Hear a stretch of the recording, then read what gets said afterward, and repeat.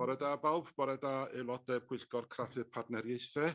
Good morning all, good morning to members of the Partnership Scrutiny Committee and also to members who have joined the meeting who are not members of the committee, and also to the officers and so on who will be giving presentations on items 5 and 6. The meeting is being webcast, and could I just remind everybody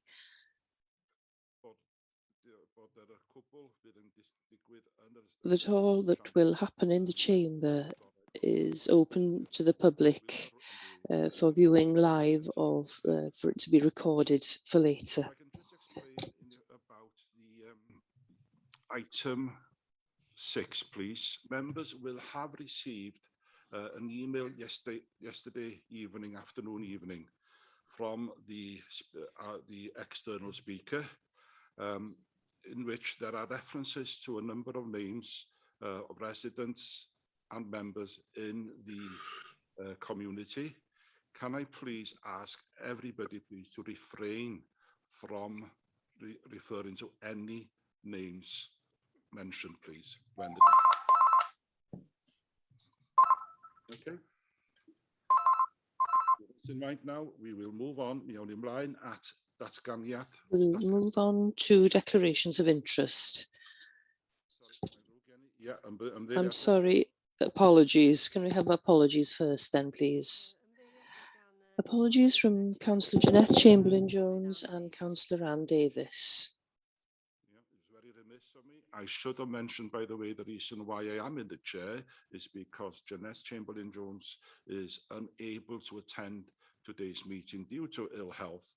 I'm pleased to say that she's getting better, she's recuperating at home, and I've got an idea that she may well be watching the events on webcast this morning as well. We were always hoping that she would be here as one of the members, but we wish you well, Jeanette. Emrys? Yeah? And everybody I've just had a telephone call from Rhys Thomas. He's unable to join. Could somebody send a passcode or link for him to join? Thank you, David. Yes, that will happen. Any other requests from anybody, or is everybody happy? Chair, I don't think I've had that. Who's speaking, email. Please? Say that again. Hello, Chair. Mel here. That email that was sent out yesterday. Right. I wonder if it could be sent to me now, please. Okay, I will ask Councillor Miles that you get a copy of the email now. Rhian will send it forward to you. Thank you. Okay, thank you. Everybody else okay? Right, apologies, just the two, Jeanette Chamberlain-Jones and Ann Davis. Are there any more from the floor?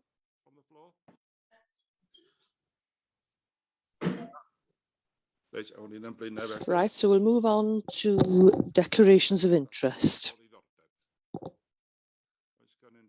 Has anybody got any declarations of interest to make with any of the items? It's quiet. Oh, Councillor Merrick Davis's hand is up. Yes, I'm sorry to come in here, Chair, but and congratulations on being in the chair today. I hadn't had an email either, but maybe we're not to have them, are we? No, I think it's just members of the committee that have received emails. Okay, thank you. Right, thank you. We'll now move on to the minutes. Oh, urgent matters as agreed by the chair. Well, I haven't received any, so I assume that there aren't any. And we'll move on to item 4, minutes of the last meeting. Can we first take the minutes as they are? We'll just go through them briefly for accuracy.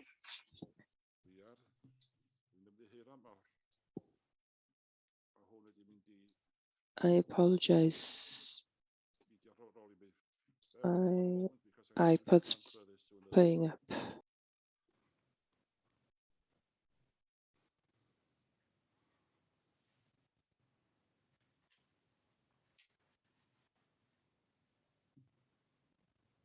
Okay. Cofnodion y cyfarfod So dwytha. minutes of the previous meeting held on the 16th of September 2021. I'm on page 5, 6. Being that I'm looking at the minutes whilst I'm saying this, if anybody wants to say anything, if you could just interrupt in case I miss seeing your hand going up. Page 7, page 8,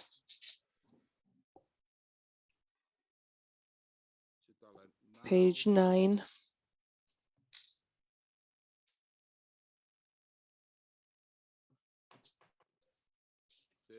Deg, 10, 11. Oh, if I could just come in here, Chair. I know I'm not a member of the committee, but if it's all right for me to come in. Well, we'll do matters arising later on. Well, no, I'm not sure whether it's accuracy or matters arising, Chair, regarding information not being available after saying that they were going to send it. Which page is that? Page 10. The little heading, after presenting the report, members were told, and it's bullet point 6. A contact number would be noted and distributed. I haven't seen that. I think that comes in matters arising. It's on my list too. If you could keep that in mind then, please. Right, is everybody happy that the minutes are correct? Can anybody propose that, please?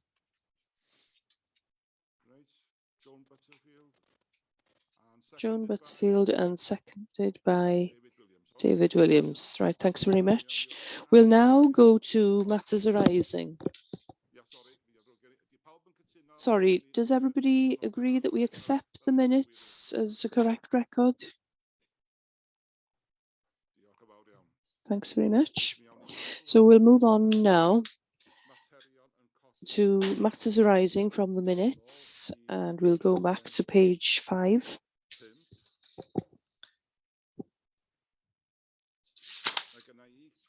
I've got questions that can record following the presentation from the DVSC.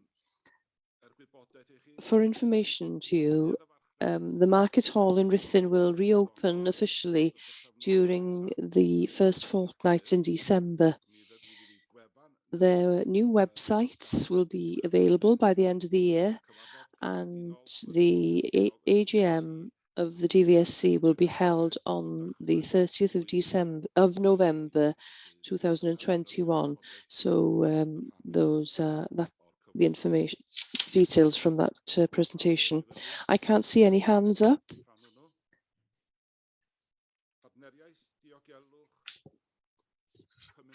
Community Safety Partnership. Has anybody got any matters arising there?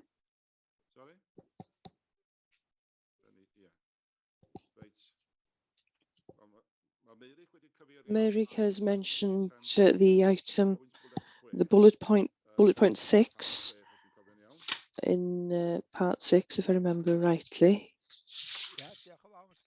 Yes, thank you, Chair.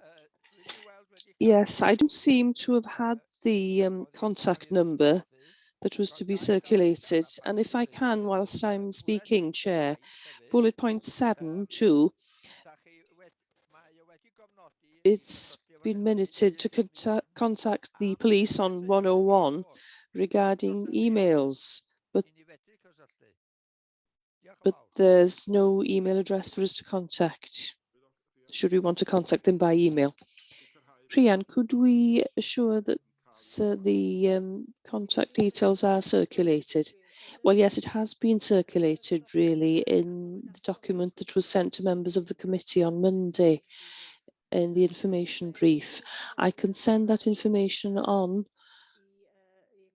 to Councillor Mary Lloyd Davis, but what they say is, in terms of contact, the contact number, the number is on the police's website.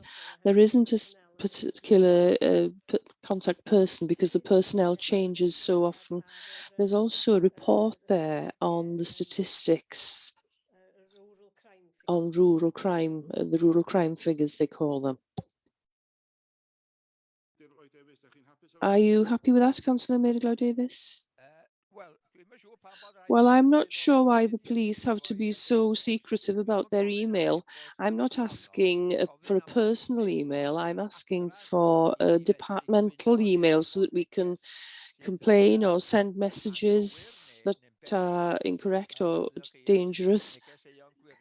These silly messages that we get, fraud and so on. That's what I'm talking about. I think it's a matter for Councillor Davis to raise with the police themselves. So that's what I suggest that you do as a member of the County Council and also as an individual.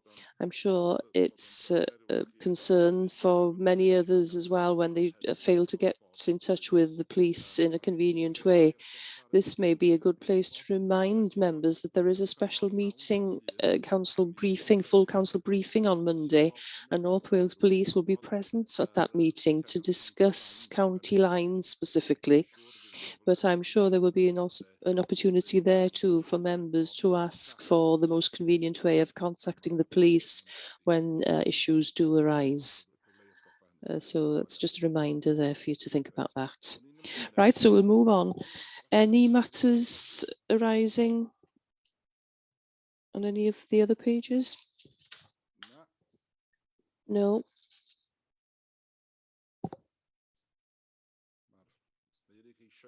Mary has also mentioned what I've got down here. David Williams.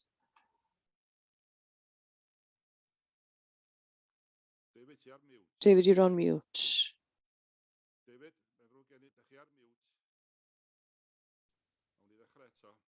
You're on mute, David. Okay. Sorry, Emily. Sorry about that. I don't know whether it'll be possible to do something about the sound volume. You and Rian sound quite weak, but the others are coming across very strong. There's a great difference in the sound level. I've put a different microphone on now. Is that better? Yes, it is slightly. And it's difficult to hear Rian as well sometimes. But other speakers come across quite strong. Is the rest of people who are in attendance? Is that a problem for the rest of you? I understand your West Rwanda. Yeah, okay. It does sound better now. Whether that's going to cause any feedback, I may have to turn one off if that happens, okay? Okay, diolch. Diolch yn fawr, diolch David. Right, oes there agor o ddwylo? Right, are there any more hands up? No, I don't think so by looking at the screen.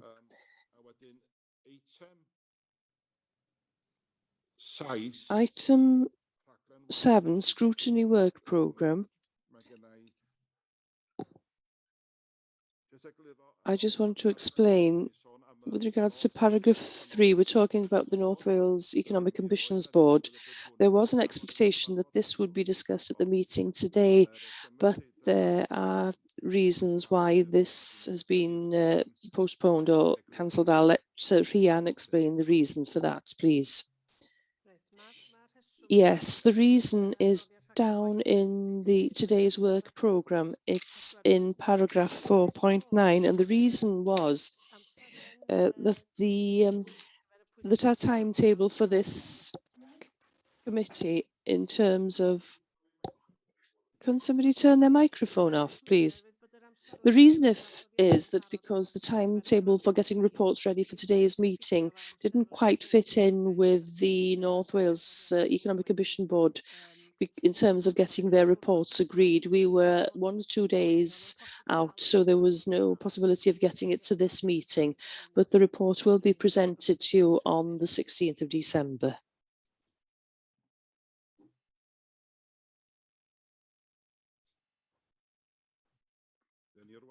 We're now ready to move on to item number 5. That's the post-COVID recovery in town centres and NNDR. We've got a number of speakers here for this item. There's Muncie officers is Emmeline Jones, Stephen Gadd, Gareth Roberts, Paul Barnes, and Rob Urquhart and Gary Thomas. And leading on this from the cabinet is Julian Thompson-Hill. So we're ready to move on this. Julian, are you going to? Yes, thank you very much, Chair. As you say, we've sort of come mob-handed today, because this does come across a number of service areas. So I'm going to start you off going through the NNDR and grant regime element of the report, and then I'm going to hand over to Emlyn and his colleagues, who will then cover off the wider economic issues and future initiatives. Excuse me. In terms of the overall stats which are contained within the report, empty business premises rose from 267 to 294 over the duration of or the main duration of the COVID period from April 20 through to this September.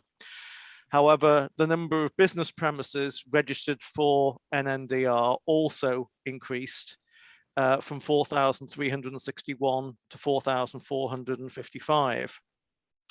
So as a representative sample, around about 6.7% of the business premises were empty at that point in time. You'll be aware there are a number of classes of property and business that are exempt from business rates. And some of the reasons for that are the initial 3 or 6 month empty void period, insolvency if the building's a listed property, and there are a number of legal prescriptions as well. So the breakdown of those exemptions is shown in Appendix 1 to your report for your information. As you would probably expect in terms of the breakdown of the impact, our main towns have, I suppose, borne the brunt of the majority of the empty properties, and that overall figure is broken down in Appendix 2 in your report by those main community areas. In terms of grant regimes which have been available, I'm sure you'll be well aware that during the course of the COVID pandemic, there were a number of temporary arrangements put in place for the various periods of lockdown and closure and inability to trade by Welsh Government, which we administered. And over that 18-month period, well in excess of £50 million was paid out to businesses in Denbighshire. There were 2 more permanent types of support that are available. The first one is the Small Business Rate Relief Scheme, which is 100% relief for those properties, businesses with a rateable value of £6,000 or under, and it tapers off between £6,000 and £12,000 rateable value. The other more permanent one, although it's only for a 2-year period, which from Welsh Government, is the Retail, Hospitality and Leisure relief, which has been at 100% level for the 2020-21 and 21-22 financial years. There are, under the terms of the Localism Act, provision for discretionary elements which may be applied by ourselves as the local authority. However, those would be entirely at our cost to allow. So there's obviously a cost implication there, and perhaps more significantly, because it would be the risk that we would leave ourselves open, that if we gave benefit to one business and not to another, then we could be challenged on the grounds that we were providing benefits in terms of finance to one business over another. So that's an issue that we have to bear in mind. Final element of my part of the presentation, in terms of some of the underlying reasons for the business closures or vacancies. Whilst, as I've explained, there have been a number of initiatives in terms of trying to relieve the burden of business rates during the pandemic, that's not necessarily been reciprocated in terms of rental charges from business landlords. Not for me to comment why that is, but that tends to have been the situation. As an authority with our tenants, we gave business holidays and things like that, but of course we're a lot of a larger organisation to be able to sustain that. In terms of some of other businesses, there's been a degree of consolidation of businesses under one roof. There's a couple of examples in the report, things like Carphone Warehouse have gone into Currys, and therefore there's been, they've consolidated what were two separate business premises into one. And similarly, things like standalone Costas may have moved into another facility. And we can't also get away from the fact that even before COVID, people's shopping habits, I'm sure it's the same for all of us, had changed. Online shopping has become much bigger and more significant part of retail, and that's only been accelerated as a result of COVID. So in that respect, our own methodology of shopping and everything else has changed significantly, and I don't think we're ever going to step back from that. So I suppose there's a degree of element that we need to do. So I suppose from my perspective, that's the facts, the figures, and some of the background as to what has been provided in terms of support to businesses historically and ongoing. At this point, I think if I can hand over to Emlyn, and he and his team are going to take you through some of the items that we're actually going to have been doing and will be continuing to do to support businesses from an economic development standpoint. So Emlyn, if I can pass over to you now. Thank you, Julian. Bore da pawb. And I'll, as I say, I'll touch on, I'll give a bit of an overview of what we've done to date, but I think a lot of the focus needs to be about what support we're going to be providing moving forward. I've got Gary Thomas here with me, which is, Gary's a lead officer within the Economic and Business Development team, and he's fairly new to the authority and to the team, so it's nice for Gary to have an experience of attending Scrutiny as well, which is already positive. So I'll hand over to Gary in a minute just to take you through a bit of the detail around what we are proposing. But if we think back a little, as Julian said, I think much of the focus once the pandemic hit was around making sure that businesses could access funding that they were eligible for. So it was a real team effort around making sure that we were going out and being proactive and contacting businesses to make sure they were aware that they could access funding and how they could do that. So that was much of the focus really, and a real team effort across all the service areas. If we also think back, and I think I reported this to a previous scrutiny committee, we also then developed a COVID recovery plan, which was very much around how do we support businesses and town centres to recover, to reopen safely, and to with the aim of obviously increasing footfall that had such a knock really during the COVID period. So there were lots of actions within that recovery plan, and we developed a town centre recovery group, which was involving town centre business groups, attended that meeting, as well as the destination management partnership from a tourism perspective, and key Denbighshire Council services really were working together, meeting on a really quite a regular frequency to look at how can we best support businesses moving through the pandemic period and out into recovery. So I won't dwell a lot on that because I know there's been various reports on the work that we have done. But I would certainly say that it is a complex picture, and certainly things are moving, aren't they, around how town centres will look for the future, and that branches also into the development of our local development plan as well, around how town centres will look and feel. And I know the work that we are doing around the new LDP will also look at doing town centre health checks and to understand how retail has developed, hasn't it, and changed over the years. How will our town centres look for the future? So that also will form part of a local development plan for the county and for us as a council, and that will be communicated to members as that work progresses, really through the strategic development, the strategic policy group, but also through to member area groups. So that's something that is on the verges of this topic, but is an influencing factor.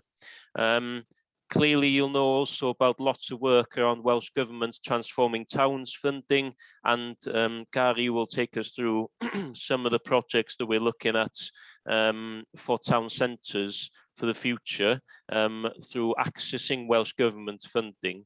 And also members will be aware of levelling up and the opportunities that will bring us for the constituencies within Denbighshire. So I won't go on a lot, and I certainly won't steal Gary's thunder, but if I can, I'll hand over to Gary and he'll take you through some of the details in the report.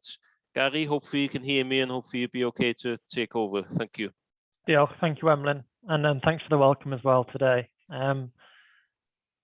With regards to some of the schemes and projects that we are currently working on, as we've highlighted in the report, beyond that and behind that, we have commissioned a business survey to provide us really with a greater understanding of the current challenges that our businesses are facing as a result of COVID and general trade as well. So that is currently active, and we will have some findings to share early in new year, which then will help inform and shape future initiatives that we will lead on as a service. But some of the current projects that we've highlighted linked to the Transforming Towns funding that Emlyn's mentioned. So we have an exciting pop-up shop venture in Rill. So that is a test retail space, and that's seen as an enabler to businesses potentially that have started at home during COVID, entrepreneurs that are looking at entering retail space. So the project itself provides an opportunity for that business from home or from other towns within the county to come together to test trade, and the impact of that, we hope, will obviously drive an increase in footfall into the town, which benefits other businesses that are currently trading in the lead up to Christmas. And another project through Transforming Towns that we've highlighted within the project is a digital shop window. So this scheme would address a vacant space within our towns, so empty retail units, one, smarten them up, but to showcase locally produced products. That's something that we're working on. We're currently working on identifying suitable premises to move that one forward. I think it's key that we are looking at the future and the shape of what our towns are going to look like, as referenced by Emlyn there. And a key thing within that is the digital agenda and what initiatives and what uses we can make of technology, for one, help inform us, but in real terms to help assist our businesses in shaping their trading patterns. With that, we are currently working on a digital scheme with a partner called Maybe-Tech. What that scheme does is provide real data and comprehensive data on traction into our town centres. So that potentially will provide numbers of footfall, which is great, but it's smarter than that, in which it will identify potential dwell times, or how long people are in town, in our towns, potentially demographics of age, and we hope that will also transpire in the link between footfall and transactions within our retail spaces. In terms of other things, Emily's mentioned the Transform and Thematic Programme, as you would have found in the report. That's some of the capital schemes that we're working on, and they're supported as a region as well. I think we would now welcome any questions, one for myself and other colleagues that are on this call. But no, thank you. Thanks for reading the report. Diolch yn fawr iawn, siaradwr cynta. Oes gan Thank you, first speaker. Are there any more presentations to come, or do the members have any questions? Julian? Sorry, I'm muting myself. No, you know, if the officers are finished, I think we're quite happy to take questions at this point, Chair. Cynghorydd Rachel Flynn. Councillor Rachel Flynn. Thank you, Chair. Some of the questions I have is regarding around getting people into town centres. I think one of the ways of doing that is events, and also going back to the old days where we had, you know, pensioners would go out shopping on Wednesdays, or, you know, where they would go to the post office. And, you know, I think we need to go back to basics with regards to getting footfall into town centres. Sometimes we miss the obvious things. And also one of the concerns I have is about the lack of parking, and the scheme that Welsh Government were offering, where we could, you know, add the bollards into the town centres. You know, I think Prestatyn was very keen to like not take up most of our parking spaces, but I know a lot of other towns in Denbighshire have done that, and that seems to have backfired massively for a lot of shops on the high street. So, you know, obviously I just want to know a bit more about the silo working with maybe like an event side of things in town centres and also highways. If you could elaborate on that, thank you. Rachel, who's taking the... Yep. Mr Gadeirydd, hapus I gymryd hwnna? Chair, I'm happy to take it. Diolch Emlyn. Thank you, Emily. I'm never too sure where my hand is on Zoom, so I apologise for not putting my hand up. But yes, I mean, certainly coordination, as you say, Rachel, is absolutely key. So that kind of business recovery group that I mentioned there was developed specifically for that, really, to make sure that we were pulling together key officers. So, for example, tourism and events officers, DLL, Mike from a car parking perspective, economic business development, town centre business groups themselves. So we're bringing them together to actually understand what those key issues are, and that decisions aren't made in isolation, really, as you just mentioned there. So we're not kind of, you know, deciding something over here which is going to have a negative impact on another service area, or they're not even aware of it. So I think that kind of greater coordination and communication is a priority for us. There's no doubt about it, and it is better than I think it has been. So I think events, yes. I think we're also looking at events infrastructure, aren't we, really? So I know there was a corporate plan project around encouraging community groups, more people to access support and equipment and so on through the corporate plan. But also to put better infrastructure in place. So I think that's something that we will continue to support. I think that's coming through also the information that we've got back out to the levelling up process, because when we've engaged with local members, events has come up, and you know, and even once the bid is submitted for levelling up, what we are going to be doing is having a list of projects and ideas that haven't made the levelling up shortlist, but we want to come back to town centre groups and to local members to see how we can push those forward. So I think, yes, I think coordination is important, and definitely we're working closely across different service areas on that. I don't know whether that answers your question around car parking, or whether that was a separate issue, but I know Mike's here as well, and he's part of the town centre recovery group, and I'm sure he'll be able to answer a question on car parking as well. So thank you. Thank you, Emlyn. Right, Rachel, are you happy with the response you've had? Yes, thank you, Chair. I just wonder if Mike is available just to come back. It was just really about, I feel sometimes that we access this money from Welsh Government and it's not necessarily a priority for our town, such as the bollards. So yeah, just wonder if Mike could just elaborate a little bit on if he's got any future plans, whether to remove the bollards or yeah, anything in the pipeline. Thank you. Mike, are you available? Are you? Yes, I am, Chair. Thank you, Borodar. Good morning, all. Yeah, I mean, in terms of that question, obviously, we also touched on the next item, of course. We'll be able to cover that in more detail. But essentially, as Emlyn has already said, as part of the town centre recovery work, the COVID schemes and the bollards and so on being introduced were discussed as part of that group. So there was that coordinated approach. It was always realised early on in identifying those projects that there was the potential that they were going to remove on-street parking to enable pavement to be widened, and there was always that trade-off really that needed to be considered. So yeah, it was taken into account. You know, there's clearly no sort of right or wrong answers. It's just something we have to be aware of. Obviously, businesses need space for loading, they need space for customers and so on, but it's balancing that against what off-street parking is available in the vicinity as well. And really, but when making those decisions and balancing that against the need to improve conditions for pedestrians and at a time when obviously we were trying to increase space for social distancing and so on. Diolch yn fawr. Okay, Rachel, thank you very much. Diolch, thank you. You want to put your hand down, Rachel, then I can keep an eye on what's happening. Joan, I think you're the next speaker. Thank you, Chair. First of all, I'd just like to thank the officers for the report.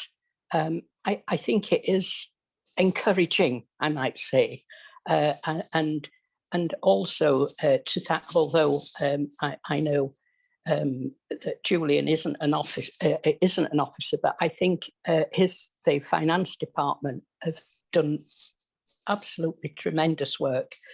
I've had lots and lots of inquiries from businesses that were seeking grants and so on over the last many months, and I think that Denbighshire being the administrative body for the distribution of the grant aids has been really exemplary. I haven't had one complaint from anyone at all that has contacted me and has been signposted into Denbighshire to access grants for businesses and so on. So I think that the business people in the surrounding and certainly in the towns have been very well served, and I do thank you on their behalf. The other thing that I wanted to touch on was the footfall in the towns. It seems that there are honeypots that do and are experiencing problems in high season and especially on high days and holidays.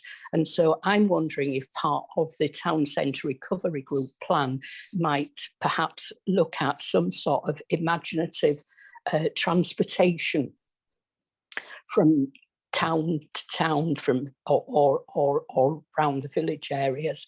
But I do think that there is an awful lot to offer within the county, and I think that people that do come into our town shopping sometimes would benefit from moving on to sort of Prestatyn, Frill, Denbigh, Dyserth, different areas in and around larger shopping areas. And I think that might be something that we should explore.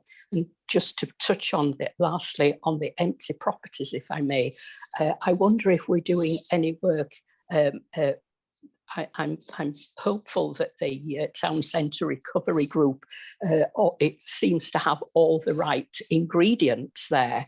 And I'm hoping that perhaps they will look at the empty properties within our town centres and look at if we can help with the leasing, because I think that we as an authority might well take up some of the empty shops. The pop-up shops are a classic example of how we are helping, but I think that empty properties that might have leases attached to them, that perhaps we as an authority might be able to pick up some of the leases and give short-term entrepreneurs short-term leases. And then if the businesses fail, the shop might be emptied but filled by another person very quickly rather than left empty. But those are just three of the points that I wanted to say. One is a thank you, and the other two are hopeful that the town centre recovery group will take some perhaps initiative looking at transportation, imaginative transportation, and also the leasing. Thank you, Chair. Thank you, Joan. Right, so the 3 points there, but two other tons of questions are the possibility of having a system where people, visitors, etc., can be transported easily and imaginatively from one community to another for the benefit of all communities across the county. Absolutely. And then the second one, possible help with leases, especially when a company which may be struggling over the few months and are committed then to holding on to a lease for months beyond their means. Indeed. Who would be able to pick that one up, please? Mr. Gadeirydd, Emlyn here. I'll make a start, and then we can. I'm sure colleagues can support. So I think the transport point is an interesting one actually, and I think we've seen this with. I'll give you an example of the AONB where we're actually. I think there was a recent pilot around providing some more transport options for people to get around the AONB area, but also importantly to actually signpost them when they are visiting AONB sites, to actually encourage them to come into the town centre and to town centres in the vicinity. So I think that's something again, and Hugh Rees, who is the countryside manager, is part of our group that are looking at kind of creative options. How can we encourage people to move on from these lovely areas that they're visiting in the AONB, but actually to encourage them to come into towns that they might not visit normally. So that's something that we are certainly looking at. And I know that Peter Daniels, our transport manager, is also involved in conversations around how can we look at encouraging commercial operators, bus operators and so on to understand where we are coming from as an authority and get involved in that discussion. So that's something that we are looking at. Empty properties certainly is a priority, and is also Welsh Government's priority, which we are now accessing funding and also legal support and expert support through Welsh Government.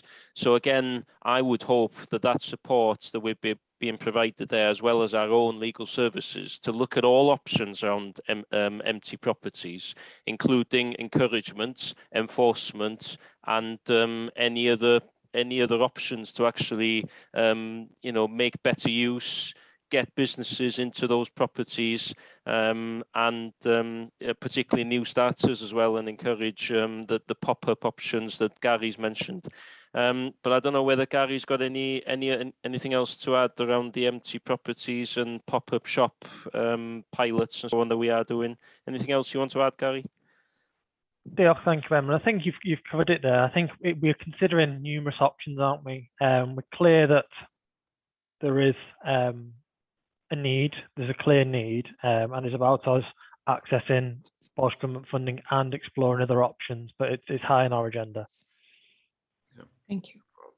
Could I ask then, Chair, if the initiatives seem to be already, or they're hopeful that there will be initiatives activated at some early stage.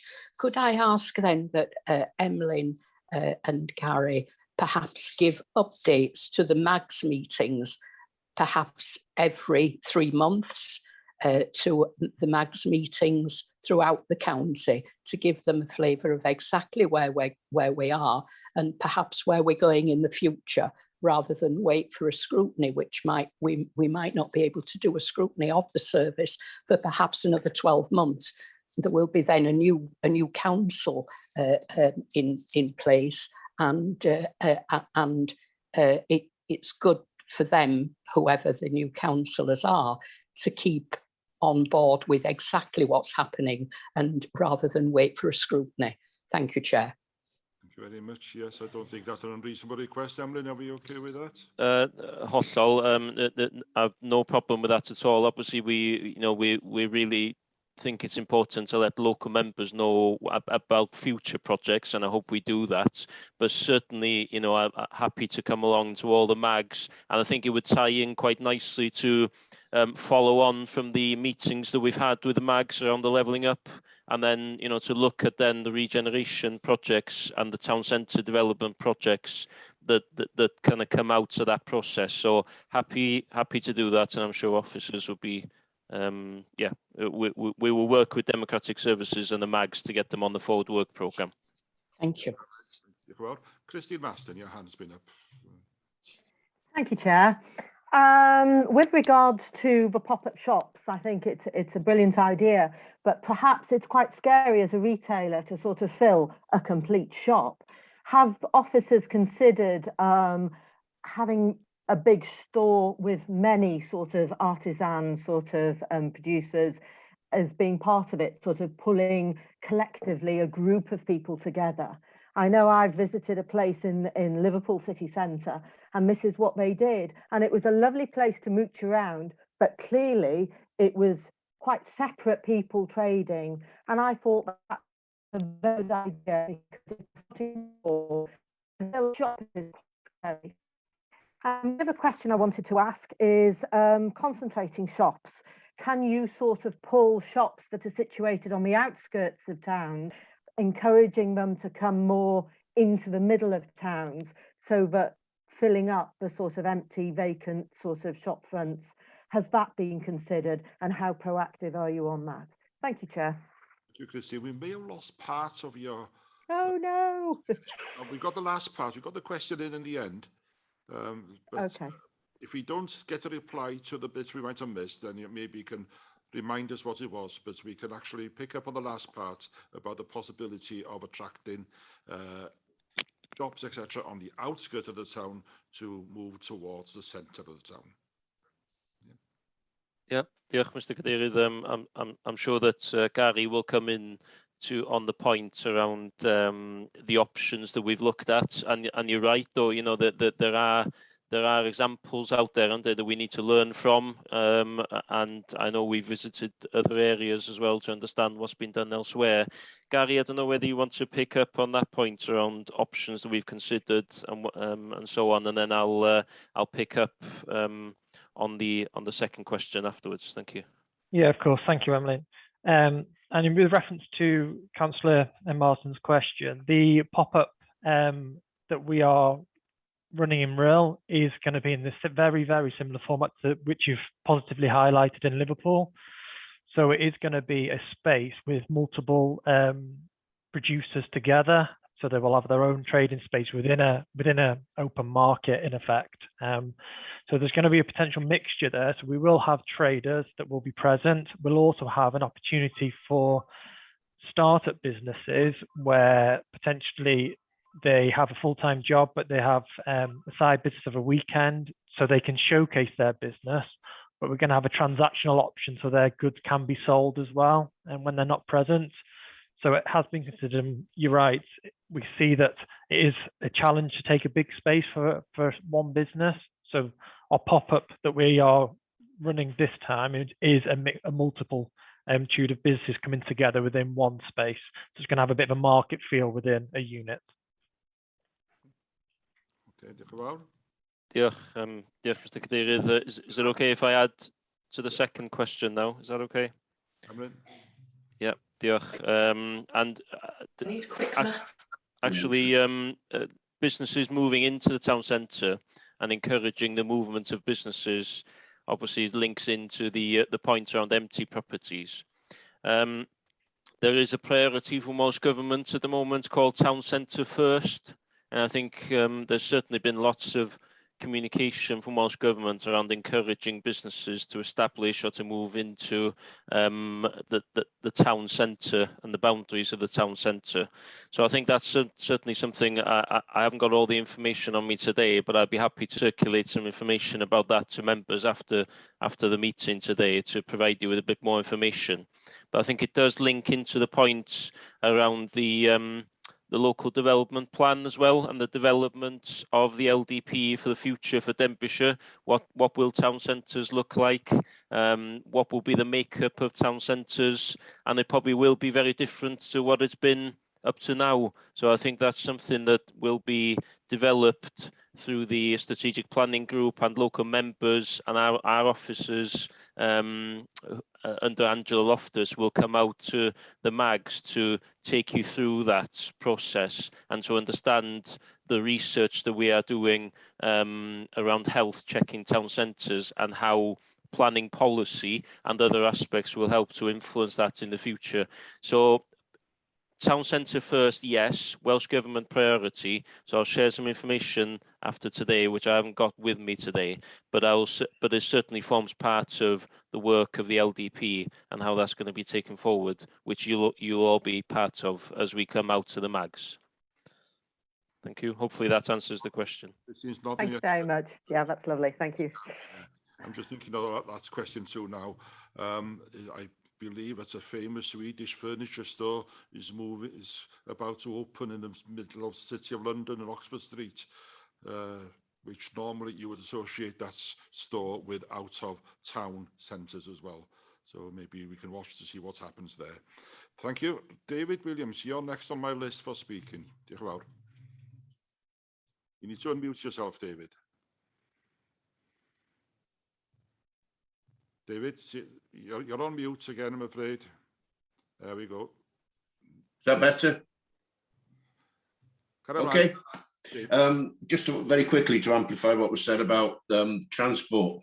You know, you've got hubs like Llangollen and Rhyl, opposite ends of the county.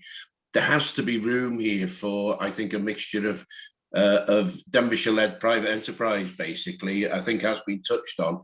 Get these coach firms to look at ways of opening up routes up the Vale of Clwyd. It's a lovely valley, whether it be from Llangollen end to Ruthin, or whether it be from the coastal end. But there's got to be scope there, I think, to bring in private enterprise. So that's all I want to say. Diolch yn fawr.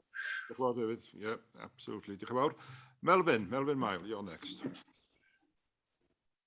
I've just turned my video off just in case I break up. Not a question really, but just a thank you, I think, to the finance department. The Quantile 2 in 2020, when this pandemic first hit. I mean, Llangollen was decimated. We thrive and exist really on tourists. We just didn't have any.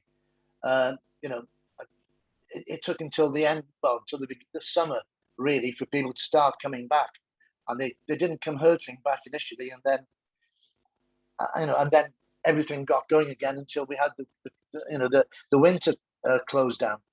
But what I want to say is that the distribution of the NNDR and the small business rate relief scheme by Denbighshire was crucial in allowing those traders to stay open. I mean, because without the tourists, Llangollen is a quiet town. We're a small town, and it was just fabulous that that support was there.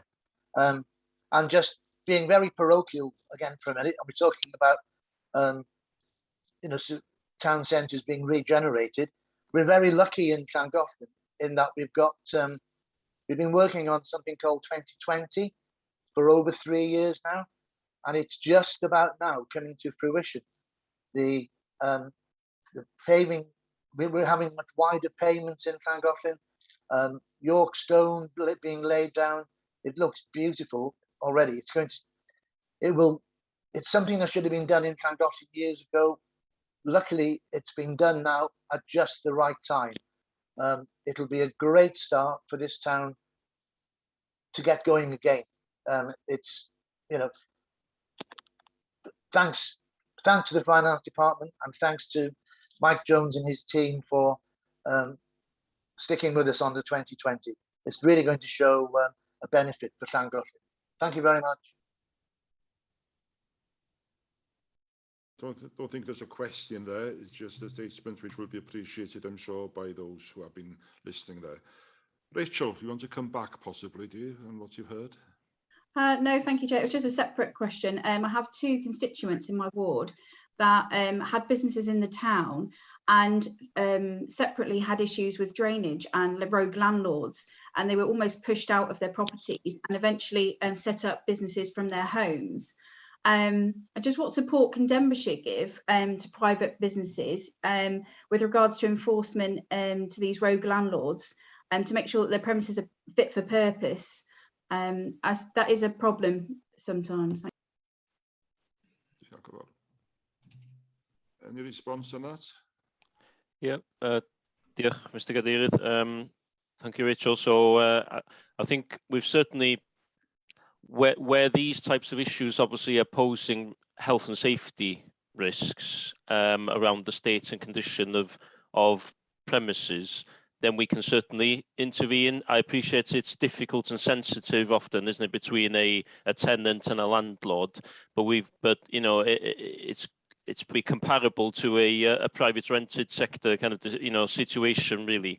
So I think certainly if there are issues like that, then we can support through our public protection team around health and safety standards. But that's, and obviously then, you know, we have access to organisations such as Business Wales, don't we, and other support organisations outside of the council, where we can then liaise with them and see what support they can provide as well. So that's probably, just listening to that, is probably the first reaction. But if we think of anything else, we can certainly contact you directly and think what other support we can provide. Thank you, Emlyn. Diolch, Emlyn. Cynghorydd Rhys Thomas. Councillor Rhys Thomas. Thank you, Chair. I've got three questions. They are three completely different questions. We all realise that for Denbighshire to have a successful future, that small businesses are crucial to all of this. I was disappointed during the summer when Denby at a weekend was full of visitors, many of them first-time visitors, and many shops were shut. I know that on a Sunday in Denby, for example, I think I'm right in saying that there wasn't a single cafe open, and there were people looking to spend money. I was looking for a coffee, so I'm quite sure that there were no cafes open. Now, our job is to encourage and support businesses. So my question, are officers finding that some businesses are reticent to partake in some schemes? Are they possibly inflexible in terms of opening times, opening days, and so on? Is that a problem that officers find? That would lead me on to saying that one of the other things we've talked about today, which is encouraging, is that we need to encourage new businesses who maybe have different business models and need to be more flexible. So there is a question there. Are we finding that businesses are reticent to change their way of working in order to encourage more visitors to come from these honeypot sites that we hear about? So that's my first question. I don't know if somebody wants to answer that one first. Diolch, Mr. Cadeirydd. So, who wants to take that?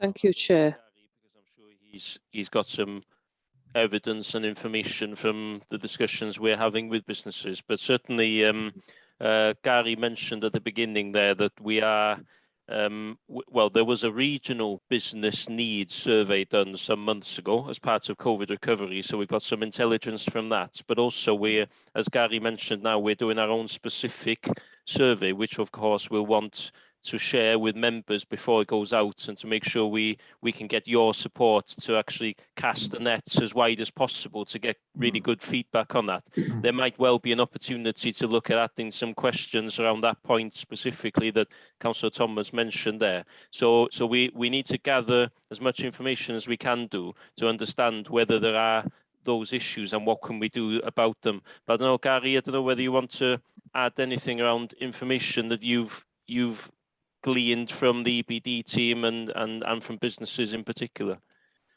Yeah, thank you, Emlyn. I think it's a good point. With regards to the questions raised by Councillor there, that within the survey, we're asking those exact questions. Is the business operations, has it changed due to COVID?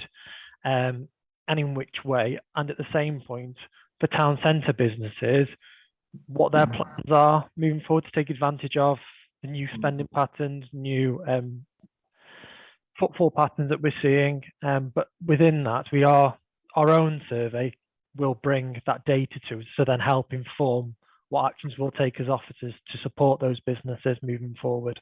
But yes, it is certainly already noted within the survey that's currently live. Okay, thank you, Gary. And there are encouraging signs in a town like Denbigh of new businesses, people who are coming into businesses for the first time and who are possibly more flexible. So I think there is information needed as to why maybe some businesses are closed when a town is full of people looking to spend money. So thank you for your answer there. My second question, and this might show how little I know about this subject, there's mention in the document about the rent charged for retail properties. And I have personal experience 4 years ago of a small number of us trying to take over a small shop in Denbigh and failing to do that because of the very high price and non-negotiable price of the rent. And those 2 or 3 shops that we approached are still empty 4 years later. And yet they would not accept a slightly lower rent that we were willing to pay them and pay in advance and sign a contract for 2 or 3 years.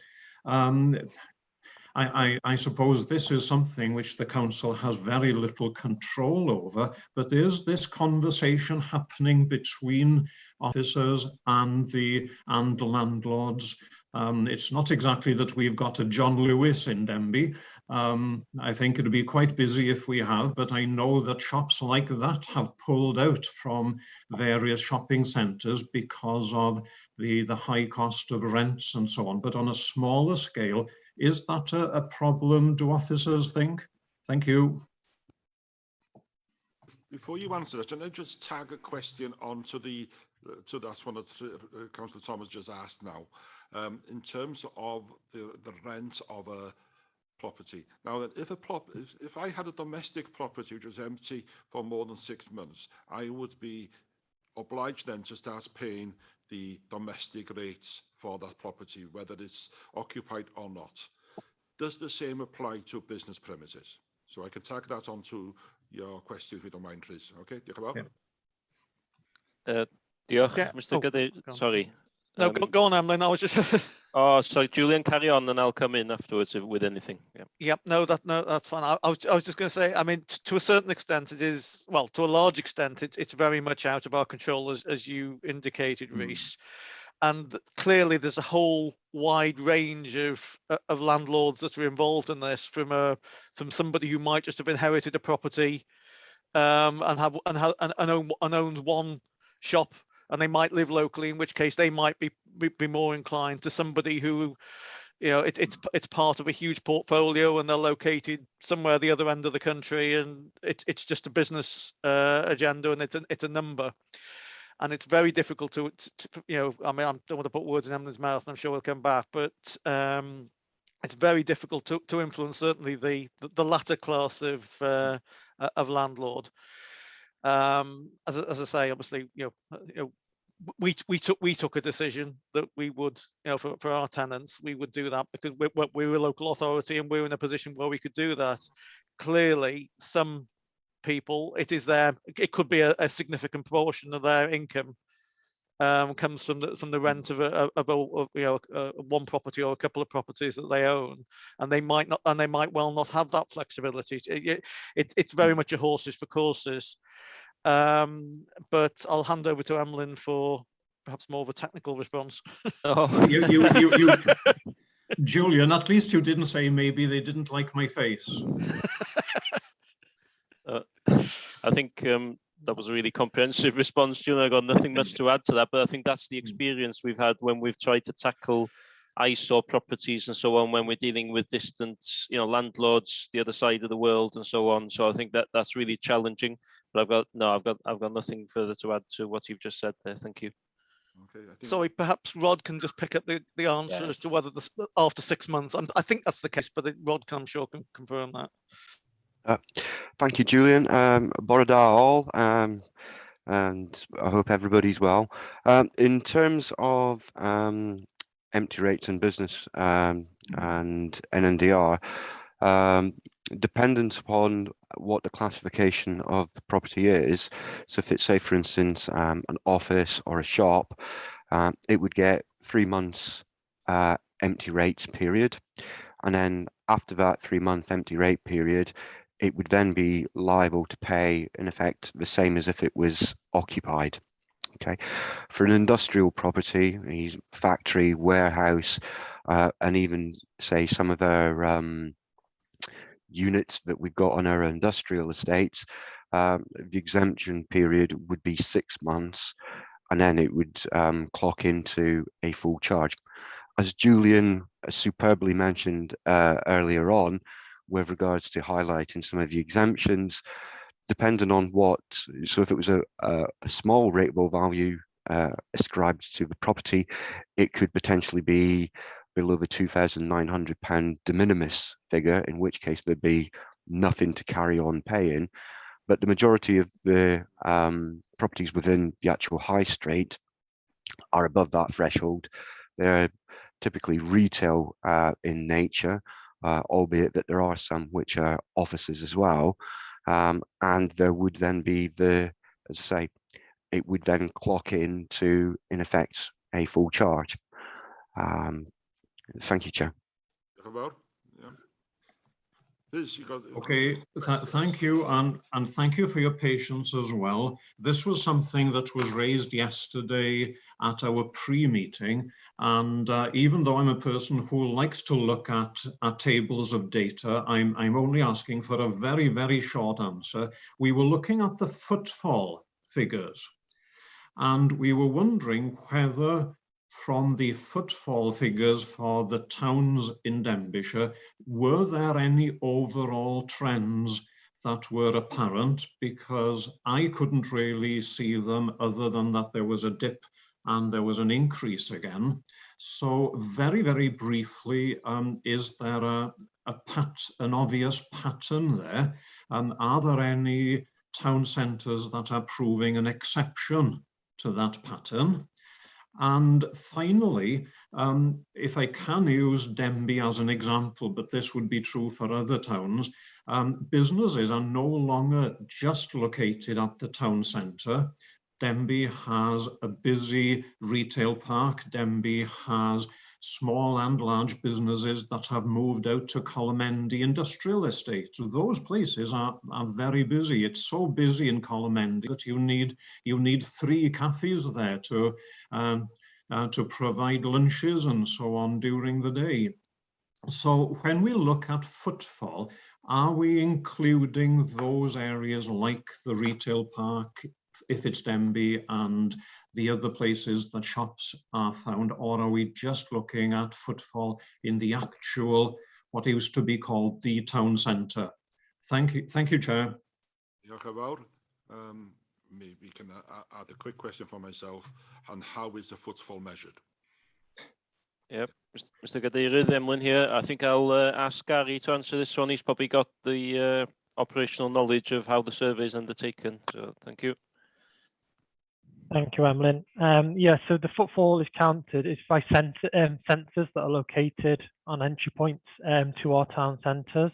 That's the current way in which we capture footfall. But as mentioned in the report, we are looking at smarter ways to capture footfall, and that potentially will encompass the locations that you mentioned there, such as the parks, the retail parks adjacent to town centres as well. The data we're looking to capture is dwell time, and the key thing really is the interlink between visiting a town centre and spend, and where they're spending, and that pattern. And that's some of the projects that we're looking at digitally of scoping an increase to enhance the data that we've collected to date moving forward. With regards to the question you posed, Councillor Thomas, with regards to trends, you're right with that. Naturally, there was a clear dip during COVID times as we had government restrictions, and that has recovered. There are examples, as mentioned within the tables that we've shared in the appendix, that, for example, Rutland is one example. They did see an increase, but we do need to consider, yes, we're now back to potentially where we were pre-pandemic, but it's the ongoing monitoring of this recovery phase now. And that's potentially where we'll see which towns are seeing an increase now. We're back to more normal times. Okay, thank you. I mean, one point that struck me was that the bigger the dip during the first lockdown, that is in areas where people were conforming more to the lockdown rules and staying at home, then it's much easier for them to show a massive percentage increase now that we've come out of lockdown. So when we see that a town centre has 195% increase, that could be because it was from a very, very low point. Is that a correct interpretation of those figures? Yeah, so what we are doing is we're always mindful to consider the data from what we see, what we're talking about as post-COVID recovery, conscious that we're still in the challenging time, as we all know. But our baseline data will be 2019. And that will be the comparable that we'll be considering moving forward. Okay, thank you for the comprehensive report. Thank you for your replies. Diolch yn fawr iawn. Diolch yn fawr iawn. Diolch Rhys am cwestiynau. Cyn I mi symud at... Before I move on to Councillor Mary-Claire Davis, who's been waiting patiently in the background, I want to put my question in first as a member of the committee, and I'll bring you in later. If I could just refer briefly to paragraph 4.13, £10,000 for businesses that are establishing, and I know that this pilot is being run in RIL to begin with.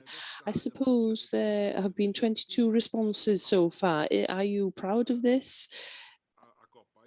Is it a sign of hope, or is it a disappointing figure that there are only 22?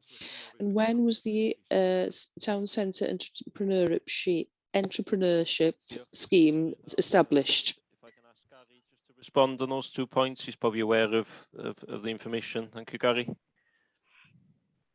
Yes, I'll pick up that, and thanks. With regards to the Town Centre Entrepreneurship Fund, so RIL is one of 4 pilot towns, which offers up to £10,000 per business to locate themselves within RIL. With regards to the 22 applications or expressions of interest, the scheme itself is administered by Business Wales, so it does sit outside of our remit. But what we're finding within the 4 pilot towns, that the application levels are fairly similar.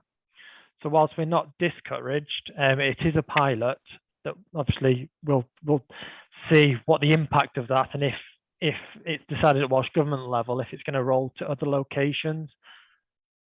But the 22 is in line with the other 4 towns. Right. Linked possibly with this is the Maybe Tech, the digital, which is in the Appendix 6. Can I just ask, because RIL is actually mentioned in terms of the link with that project, the digital project as well, that Maybe Tech, small towns or smart towns? I've seen both references. Which is it? Because if we're talking small town, I'm thinking possibly there are smaller towns than RIL who could be benefiting from that. Thank you. And yes, it is smart towns. You're correct. It's a smart towns project. Smart, yeah? Yes, certainly is. Right, thank you. Sorry, 4.4, there is mention there for businesses which actually who qualify for rate relief, the NNDR, etc. What is, beth ydy ystyr cymhwyso? Hynny ydy, pa What busnes... is the meaning? Which businesses would qualify? What is the meaning of qualification?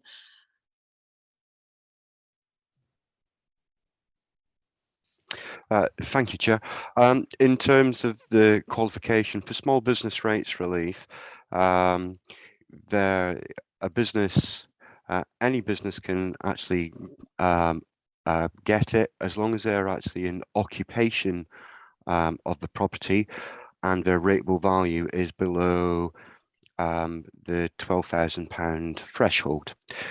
The Welsh Government scheme limits the number of properties. It limits the number of properties that a business could have that would qualify for small business rates relief to 2. Previously, it was open-ended, but this changed a few years back. So if, for argument's sake, you had a business which took on 3 small shop units in one of our towns, and they had a rateable value of £6,000, £7,000 and £8,000, under the Welsh Government scheme, they would only be able to get small business rates relief on 2 of those 3 properties. And what we would have to do as officers is we have to perform what's known as a better buy calculation, so that they would get the maximum amount of small business rates relief across the 2 properties. Iawn, diolch yn fawr. Reit, we've got 2 questions from members outside the committee now. I've got Councillor Hugh Hilditch Roberts, but Mary Claire Davis's hand's been up from the start, so I'll allow him to come in first, and then we'll move on to Councillor Hugh Hilditch Roberts. Thank you again, Chair, for this opportunity. Could I first of all thank thanks for the research and for the report, and also the responses this morning, which have been very informative. I was told years ago, I don't know whether this is still true, but you've been talking about why the rents for shops is so high. One of the reasons that I had as a reply was that the portfolio is better to sell if the need arises to sell. It can show how high the rate can be for the shop. It doesn't show that they're empty or anything like that, but that was the reply that I had. That's just for information. I have got a few questions if the officers would be as kindly as to listen. I know I'm speaking in Welsh, but in Appendix 2, you list the different towns and 1 city, but what about Trefnant, Dysart, Rhyddlan and so on, where there are shops and there are empty shops? Also, on that list in Appendix 2, what is the meaning of parking and also other? There are 2 columns there. 9 is the total of 1 and 21 is the total of the others. What are the meanings of parking and other? And the next question, I know Mike Jones is going to discuss this on item 6, but Rachel did raise this, and I just want to ask, does this show in the report? Are shops disappointed because of the roads being made narrower and lack of parking spaces, or have shoppers kept away from the town centres because of that? Is there any information about that? And I think this is my final question. You've mentioned pop-up shops. Maybe the chair could help us here. There was a very good shop in Ruthin, in the old cinema, selling antiques, and that included different people, and it was very interesting to go around and have a browse. Would it be possible to do something similar in other towns other than Rhyl? Thanks very much. Thank you, Chair. I'm not sure who's going to answer. Maybe your second question was more to do with this next item on the agenda regarding narrowing streets and so on. So maybe we'll move that on to the next item. Yep. Mr. Gadeirydd, yma, di nawn i fi. Na I gychwyn pethau ffwrdd. Cwestiwn cyntaf, I'll gobeithio. start things off. The first question, just looking at Appendix 2, hopefully Rod or Paul will have information with regards to the empty properties in the table. Question 2, certainly I agree with you. We've got a report on the work, the active travel scheme. So if everybody's happy, I'm sure there'll be a discussion on that later on. Point 3, in terms of the shop in Ruthin, I'm sure, as we said, the pilot in Rill is a pilot that we're going to review and look to see how successful it's been. And then maybe we could look at whether that is appropriate and whether it would work in other towns.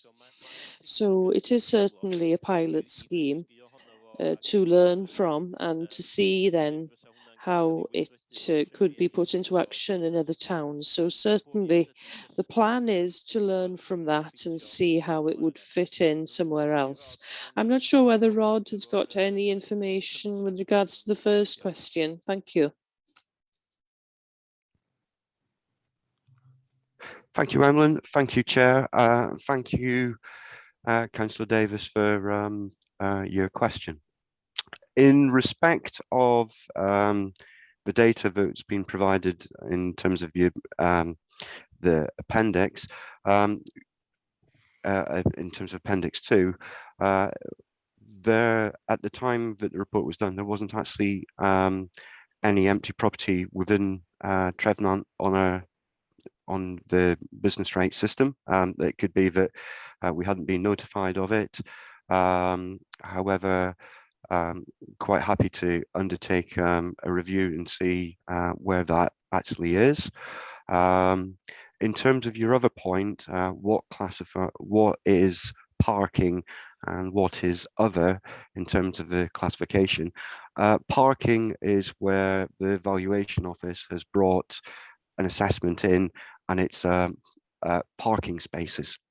So believe it or not, individual car parking spaces can actually attract a rateable value if they could be sold, say, as part of the business or things along those lines. So that covers, in effect, parking. In terms of other, this could be all of our sort of like classification. So it doesn't fall into retail, offices, industrial, or parking. It could be that it's a telecommunications mast. It could be that it's empty land. Those are just a couple of the areas where it could be. We've got one which we've got some properties which are a clinic in premises, gymnasia in premises. So they don't naturally fit into one, as it were, one specific category or another. So rather than making that appendix look absolutely incredibly long-winded, what I did was I actually categorized them as other. I hope that's okay. Thank you. Thank you. And Councillor Hugh-Hilditch Roberts. I don't know whether you want to declare an interest with this first. Councillor Hugh-Hilditch Roberts.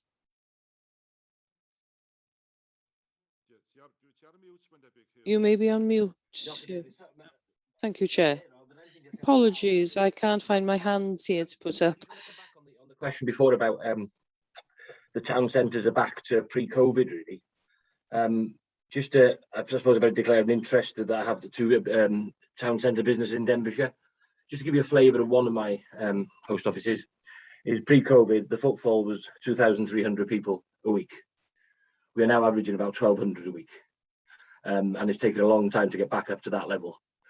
My income is severely down, and we are still suffering because of the demographics of the Ruthin area, for example, of old people still not confident in coming out in the same way as they did pre-COVID. I then share with my Denby post office, which was 1,800 footfall a week, and it's down to about 750. And you know, it's having a significant impact on income. So I just want to be clear that whatever your source of information and confidence you're gaining from town centres being back, they may be in certain areas, but in the two towns of Ruthin and Denby, there certainly isn't. And I think also, to Rhys's point, there's been a shift to industrial estates, the population of that increasing, and therefore that reduces the town centre. And I just think we need to understand, because, for example, nobody, whatever the research has been undertaken, nobody's asked me. And having owned 2 post offices in 2 towns, which is the significant service of banking, as well as postal and pensions and everything else. And, you know, something that you gain confidence. Well, in my 2 post offices, I sell £3 million worth of travel money every year. And I haven't sold in the last 12 months over 30. So I just think I find it really hard when I'm sitting here that everybody thinks it's rosy, when in reality, you know, I've had to let 2 members of staff go. And you know, I don't know what, this is the first month after furlough's finished. It's the first time all my staff are back. So, you know, how we can gain confidence a month after furlough, I really want to check the rationale and the metrics that we're using to measure this, because I don't think it's a true reflection. So it's been negative, but I'm just giving you a bit of stark reality of what it is out there. Thank you, Hugh. Can I just add to that? I think paragraph 4.8, my comment on that is, it's not a question, it is a comment. Despite the support that has been provided in terms of rates, relief, etc., is many shops are continuing to face challenges in running a successful business, and I think that is what is behind Hugh's comments, if I'm correct. And I think Hugh possibly is speaking on behalf of other businesses as well who fail. I'm taking the soundbite of Ruthin and Denby businesses, definitely. Yeah, well, any response to that? Diolch, Mr. Gadeirydd.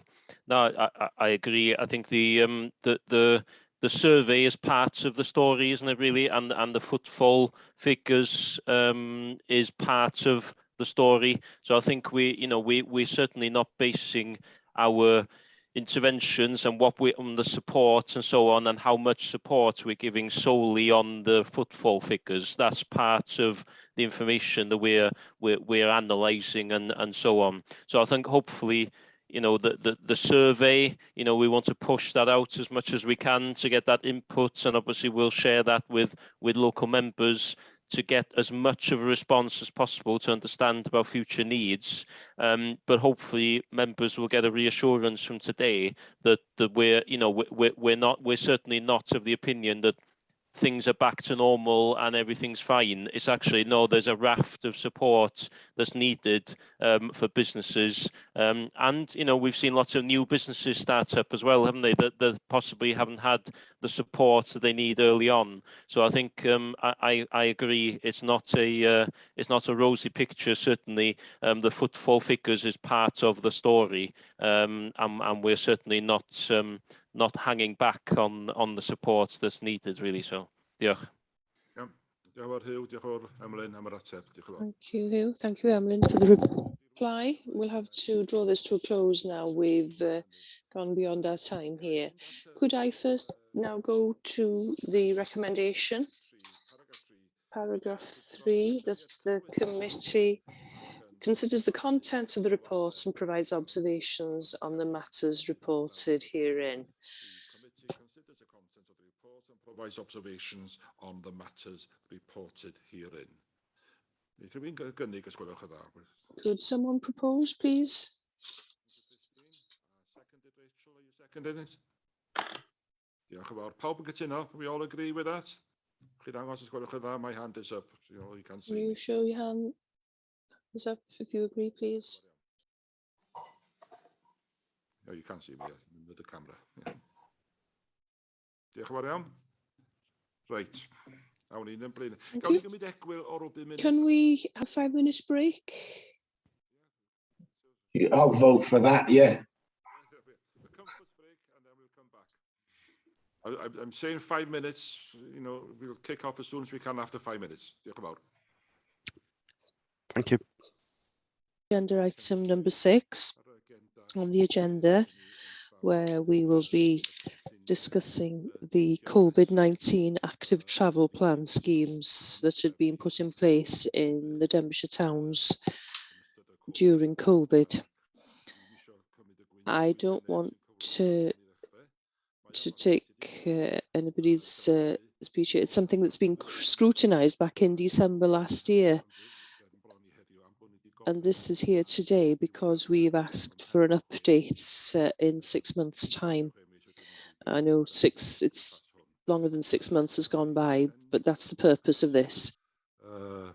Former County Councillor Stuart Davis from Llangollen, who has requested to be able to address the committee on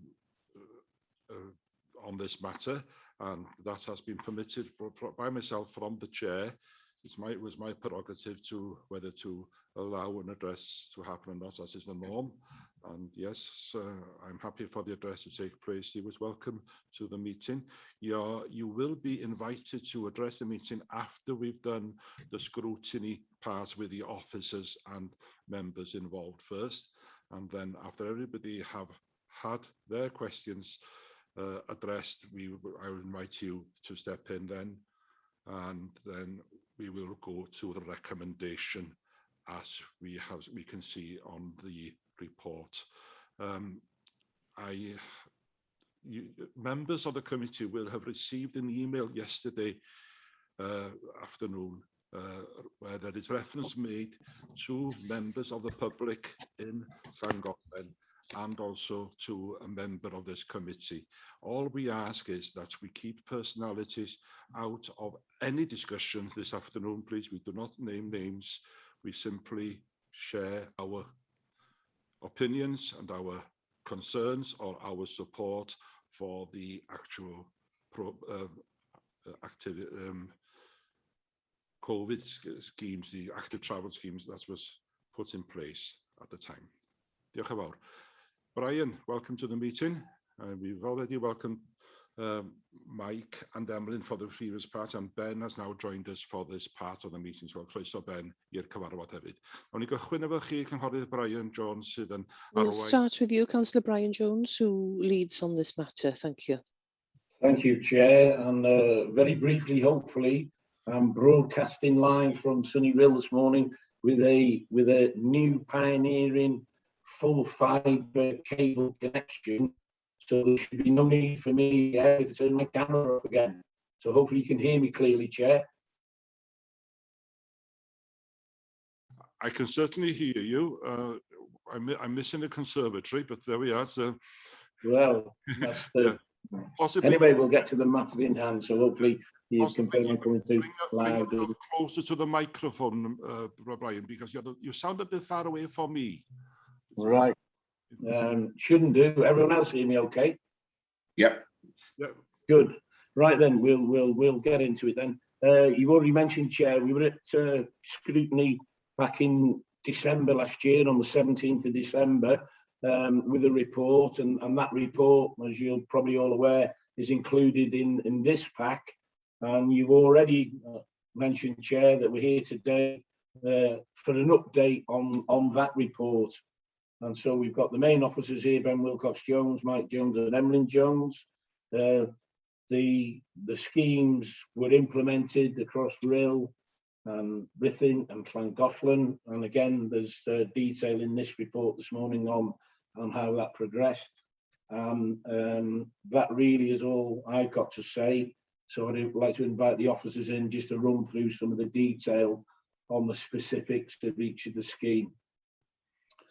Diolch yn fawr, Brian. Reit, pa swyddog sy'n mynd i arwain? Thank you, Brian. Which officer is going to lead on this? I think it's Ben, is it? No. Mr. Cynghorydd Emlyn yma eto.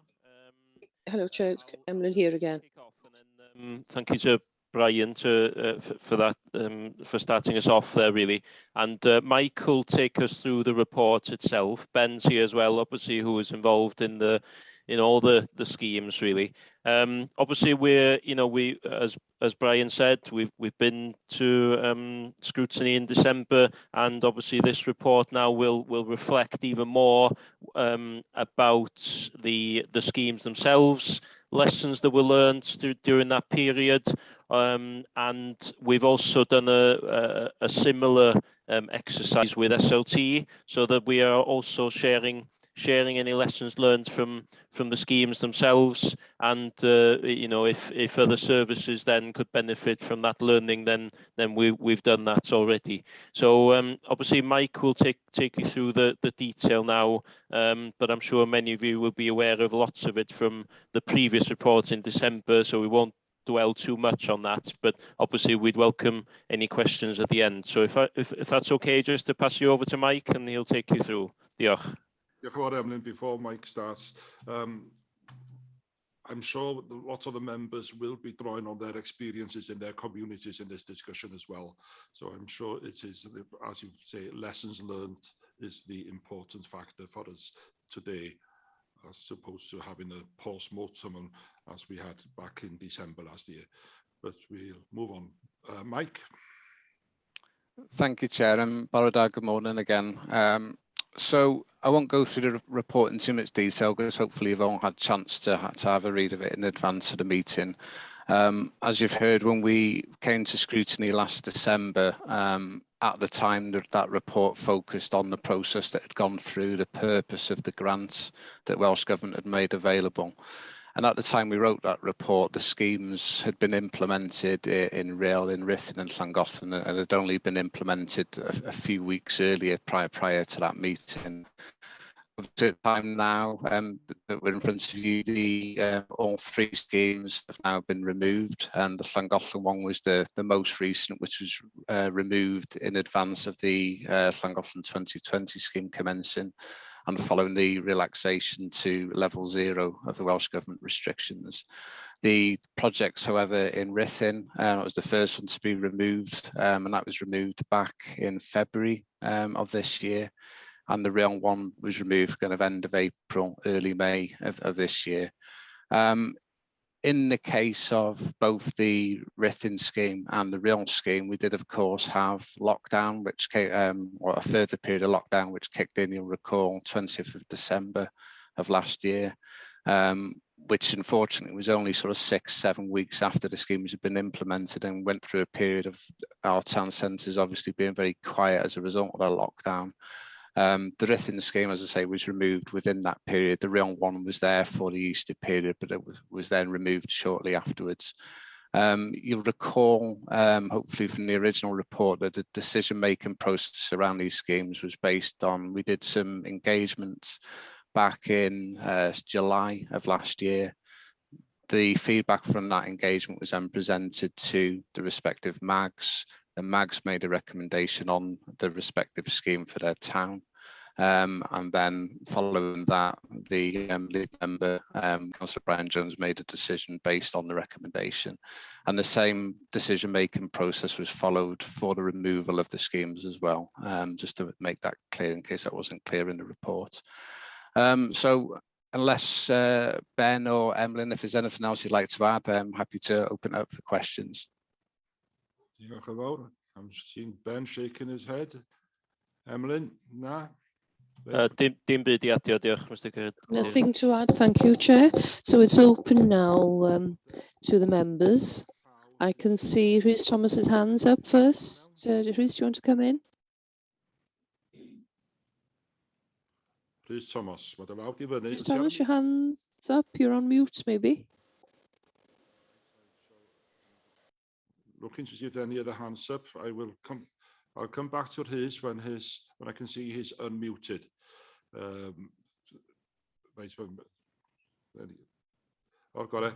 Right, well, if I can actually refer to my own town initially then, because as I said, we are going to be drawing our own experiences with this. Gai gyfeirio sydyn at yr hyn welsom Could I refer briefly to what we saw in Ruthin? I'm sure my fellow members, I think Councillor Bobby Feely has had to leave to go to another meeting, but I'm sure my fellow members, will want to contribute if they are here. We started in Ruthin with following a review, the public review, a consultation. There was support in general for the plans. We started trialling the plan as it was, and we've heard that this was put in place in February, but we soon saw problems in one street, particularly in Ruthin. I don't want to go over what we've already discussed, but there was one street in particular that caused problems in terms of bringing deliveries into town and then allowing the vans and small lorries and some larger ones sometimes for them to unload without affecting the traffic. The traffic then built up down Wells Street in particular, and there were problems with regards to that in that part of town. And had it been possible for us to get rid of the bollards that were on that part of the streets and keep what was left in Market Street, maybe we would have managed to keep the plan in place, more or less, but just to get rid of it in one street, but to keep it in Market Street, which is wide enough to allow traffic to go down freely and for pedestrians and cyclists to come up and down according to the need. But unfortunately, that wasn't to be, because by moving one plan of the scheme, we were told by officers that the whole scheme would have to go. So I think I'm correct in saying that the three of us were quite happy to live with the one-way system to see how it worked, knowing that it was possible to change if it didn't work. And it was changed in Market Street, for example, to help traffic to get to the back of Middleton's, Wetherspoons, because there were problems there to begin with, and the officers kept to their word, we'll change that. But unfortunately, we had to lose it all eventually, rather than keep elements of it. The question I have with regards to this is, why was this the situation? Why couldn't we have kept one part of the streets in order to carry on with the pilots on that street? A street, for example, that has very few businesses on it compared to Wells Street. Thanks very much.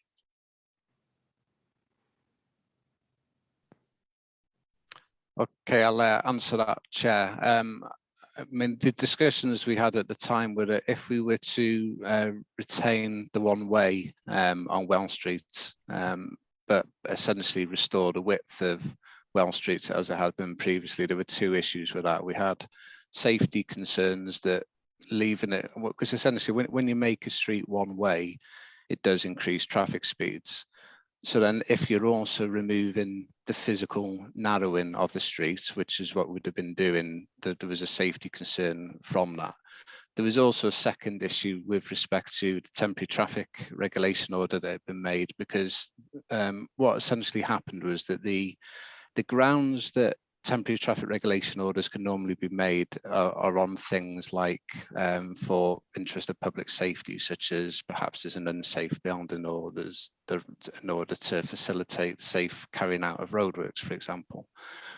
There was a change to the regulations made as a result of the pandemic, where essentially projects relating to COVID, so measures relating to COVID and providing social distancing, became a justifiable reason to make a traffic regulation order. So in other words, if the one way on Wells Street had been retained, but which had been made by temporary order, but the narrowing and the widening the pavement had been removed and effectively invalidated the reason for making the temporary one-way and therefore invalidated the temporary one-way as part of that. So that's essentially the reason for it. And and from my recollection of the just lengthy discussions we had in the MAG meetings, it was decided then that the whole of the project would be removed on that basis. Yeah, I appreciate your explanation, Mike, but I would hope that the officers, the county, will be discussing with the Welsh Government, who after all funded this project, as they funded all the projects throughout Denbighshire and throughout Wales. That's when the discussions have taken with the Welsh Government, that they will be pointing out to the fact that the regulations as they stood did not work for us in Ruthin, for example, for that street. And consequently, we were to lose the whole system, where we could have had an active travel scheme going up and down Market Street effectively until now, and because by now I believe most of these schemes across the country have been removed, or parts may have been retained. Diolch yn fawr. So I think we're back on track now with the other hands up. Diolch yn fawr. Cynghorydd Rhys Thomas, allowed even. Councillor Rhys Thomas, your hand was up first. Cadeirydd. Thank you, Chair. I don't think I've got a question.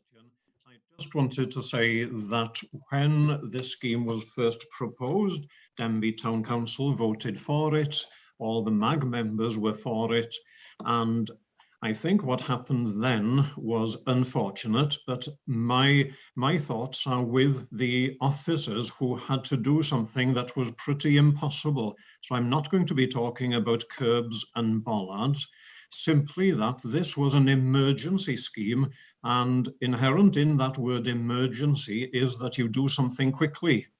And some counties went ahead and drew up plans very, very quickly.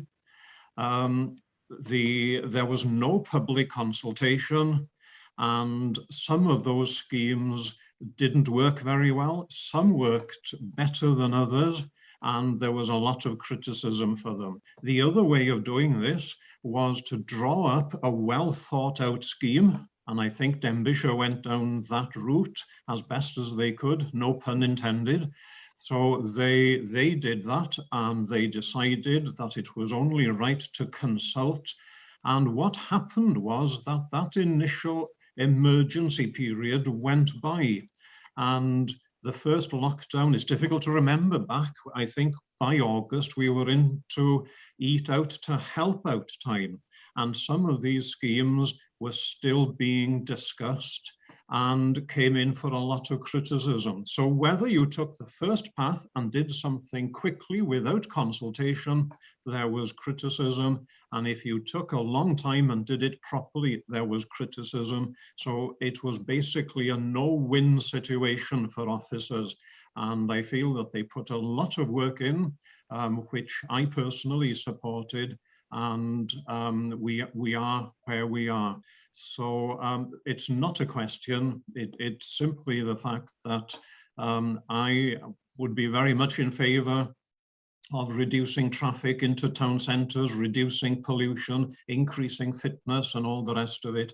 But we are where we are, and we took one path. We came in for a lot of criticism, and if we had done the other way, we would also have come in for a lot of criticism.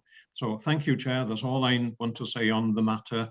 And it's closed as far as I'm concerned, and I'm sure that we've all learnt a great deal from it. Diolch yn fawr, Mr. Cadeirydd. Diolch yn fawr, Rhys. Officers want to respond to the statement rather than the question? Yes, Mr. Cadeirydd, Emlyn here. I don't know whether Mike will want to add, but I appreciate the comments. Actually, I think it was a difficult situation. I think we made a decision to consult because that was what we thought was the best thing to do. So, but yes, I appreciate the comments. I don't know whether Mike has anything to add there. Yeah, just to add, sorry if I can, yeah, again, like Emlyn, I appreciate those comments. I think in terms of those sort of two paths that could be taken, and as Councillor Thomas referred to, there were some authorities went through the sort of emergency implementation and the criticism of those schemes was, one, they hadn't engaged or asked anyone their opinion, and two, that the works often resembled roadworks because they'd used temporary roadwork, red and white barriers, and businesses were complaining that the town centres looked like they were closed as a building, because they were a building site. So it was difficult. I think it was the right path to choose, albeit it was against the background of a very, tight timescale and a lot of work to fit in while still trying to do some kind of engagement, albeit limited. And the other point I think I would make is that going back to the period when the grant was first made available in sort of May of last year, it was a very different time, of course, because we were still in the initial lockdown. People's views and understandable concern about the virus and how contagious it was probably quite different at the time. As probably time has progressed, we've probably got a different perspective, even before the vaccine program started being rolled out. So there were quite different times as well, but we've certainly learned a lot from it. And like all of these kind of projects, it does present a learning opportunity as well. Diolch yn fawr iawn. Melvin. Thank you, Chair. I'll turn my camera off just in case things go ting-tong. We're here today scrutinising decisions taken over 12 to 18 months ago. At that time, we were in the grip of a pandemic. And to be fair, we all thought that we were doomed. It was doom and gloom. The advice was to socially distance, and in those days, we really did. I don't have a great deal of knowledge on Rhyl, Denbigh or Ruthin. What I do know is that Llangollen is an amazingly busy town if it doesn't even rain. It hasn't got to be sunny for us to have an influx of visitors here. And in those times, we didn't want to see them here. We were scared. We were scared of this pandemic. Visitors meant that our payments were jammed and that our town was full. To me, this COVID scheme came as a blessing. Because of those objections from sort of Denbigh and the resulting consultations for the other three towns, we didn't have the measures in place until November.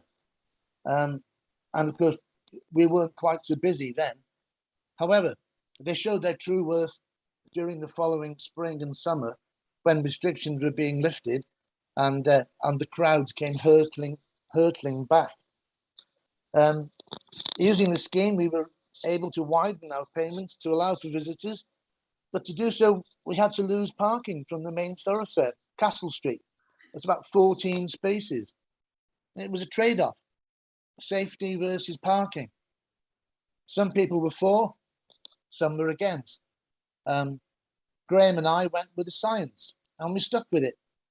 The scheme started in November 20 with bollards, fine in most other places except in Llangollen, where sadly people tripped over them, some with some really bad injuries, which of course is to be regretted. However, the officers reacted and we had planters installed instead. There were claims that they were ugly and not fit for purpose, but independent safety audits were done and we disagreed with them. They were fit for purpose. By the way, when the flowers in the planters were established, they were the best lane dividers that I've ever seen during lockdown.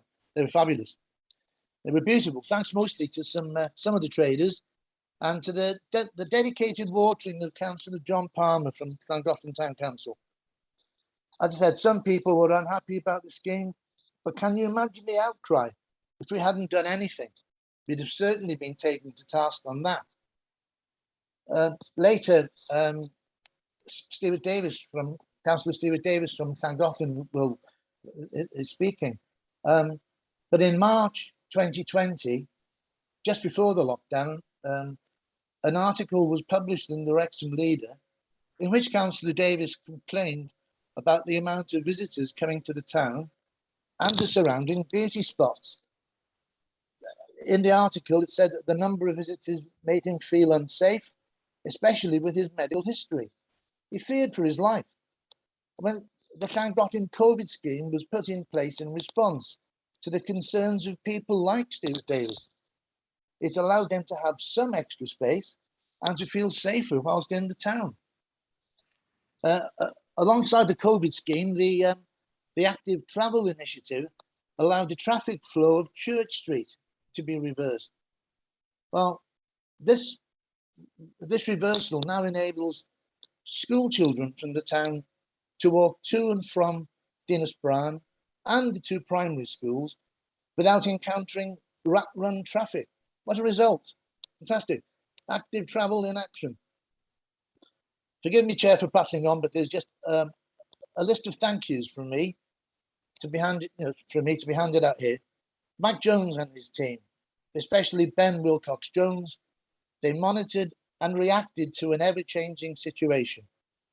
Lead member Brian Jones, no relation, I understand, for his strong and supportive interest throughout this scheme, and for his multiple visits to Llangollen in response to various concerns. Also to Llangollen Town Council for their unwavering support throughout, and again to Councillor John Palmer for his watering dedication. Thank you very much, Chair. Sorry about my telephone. Okay, diolch yn fawr. So, does any question? Thank you. There aren't any questions. Experiences on this one, and questions have already been asked back in December, but I'm sure there could be extra questions coming after the implementation and the removal process as well. Joan, your hand is up next. Thank you, Chair. Well, I agree with Melvin. I'm not going to start criticising. The programme of work was put in place because there was an emergency situation, and Denbighshire acted accordingly. But unfortunately, in Frill, because of the pandemic, as we all know, and the lockdown in town, the towns were empty, and the furniture that was put in place wasn't really needed. And it wasn't working as we imagined it would. But that is an unknown situation happened, and everyone, as someone else has said, we were all quite frightened about the situation from the pandemic. But in Frill, I have to say that the programme wasn't helped by the Queen's building on the promenade. The building was in the early stages of demolition, and some of these structures that were put in place outside the buildings on the prom, the businesses on the promenade were particularly unhappy, and officers worked with the businesses and with the officers, and I have to say with the lead member as well, who acted and had everything removed. And it did seem a sadness, really, that we'd spent so much time and effort putting all these measures in place, and they had to be removed. But I think that the businesses felt disadvantaged when bollards started going outside their businesses, and that played a large contribution to the problems that we had. But it is now. It's happened, it's historical now, and I know that we will have learned from our mistakes, and I'm certainly looking forward to have the new town plan in place, where we might be well using some of the furniture and stuff that was bought to plan this active travel and safe passage within our town. Thank you, Chair. Thank you very much. Rachel, your hand was up, but it's gone down. I'm assuming that you possibly had a response to what you were intending to ask. Brian is waiting on the sidelines to come in. So unless I hear otherwise, Rachel, I'm going to move on to Brian now. Okay? Yeah, thank you, Chair. I just wanted to come in off the back of Councillor Melvin Miles, his comment there. I do want to thank him. We went through some very difficult times going back to June, July last year. Phone calls at 10 o'clock on a Saturday night that I remember that I was receiving, but we stuck to the process because that was the right thing to do. I appreciated other people's viewpoints, but in the case of Llangollen, we stuck to the process, and Melvin's already said it, and I thank him for his kind words towards me, and I would like to reciprocate some kind words back to him. He was doing it with the best intentions, his support. He truly believed in it, and he does deserve credit for that. And I was glad I was able to deal with someone like Melvin Miles using the process. Thank you, Chair. Brian. Thank you, Brian. Are there any more members of the committee who want to ask a question or make a comment? No, I'm going to. So I'll go over to Councillor Mary Lord Davis as a member of the council, and if there aren't any more hands up, then I'll invite Stuart Davis to make a presentation. Mary. Thank you, Chair. Firstly, could I also thank you for the reports and for the work of the officers and Councillor Brian Jones to go with the demands of the government. Is there anything going back now to central governments to show the problems that arose? Maybe they won't be required again, but maybe this kind of thing will need to be done again in future so that we can learn from what happened. Also, I had asked a question under section 5, and you said that I should have raised it in this under this item. And the question was, did the shops make a loss because of this, or was it an advantage to them? Were there more people shopping or fewer because that this scheme had to be put into place? Thank you. Thank you. Who wants to take that? Emlyn? Yes, I'll start off, and then I'm sure Mike will come in with more details. Certainly, we have been working quite closely with Welsh governments, with their officers. So I am certain that we have been providing feedback to those officers in terms of how things were going. And I'm sure the other councils who had similar schemes did the same. And I'm hoping Mike can add to that, but I know we have been discussing with the government throughout the process in order to let them know of our experiences, because that is very important, and for governments to know what works within the counties. So I'm sure Mike will pick that up. And also, we had a process, we had a comprehensive process of asking for feedback from businesses, members of the public, the town councils and so on throughout the process, and we revised these plans regularly to get that feedback in. So hopefully Mike or Ben can give you a little bit of that feedback. So if I could ask Mike to come in just to add to that, please. Thank you. Yeah, will do. Thanks, Emlyn. I think firstly, yeah, I mean, just to echo that, we do have that ongoing dialogue with Welsh Government officials in terms of, the implementation of the scheme and so on. So that, and Ben in particular, as part of the team is in regular contact. So we certainly have fed back some of the issues and, different hurdles that we've come across. In terms of the question about footfall, which comes back from Councillor Mary Lloyd Davis's question from the previous item, we're awaiting the data for the period sort of from July to September inclusive.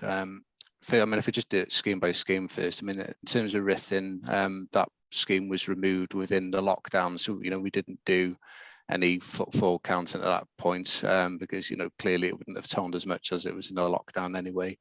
And similar with Realm, really, because by the time the decision had been taken to remove the Realm features, we were just coming out of the lockdown, which we started to come out of March this year, you'll recall.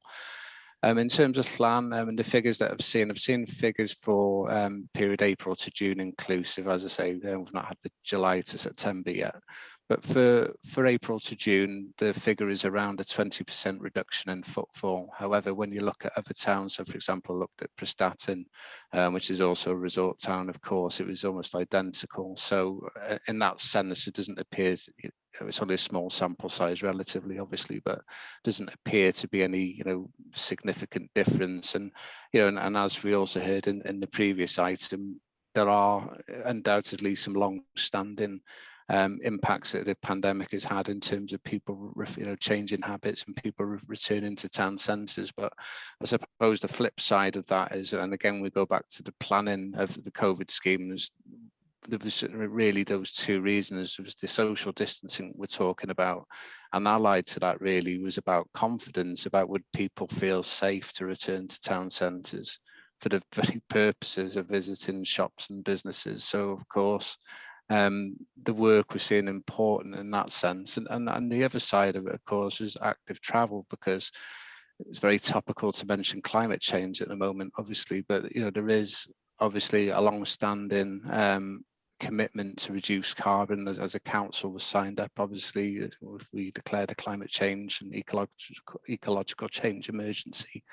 And as part of that, we're trying to encourage people to walk and cycle more. I mean, something like 60% of journeys are less than 5 miles, so, and a lot of them are obviously undertaken by car. So, we can't lose sight of that either.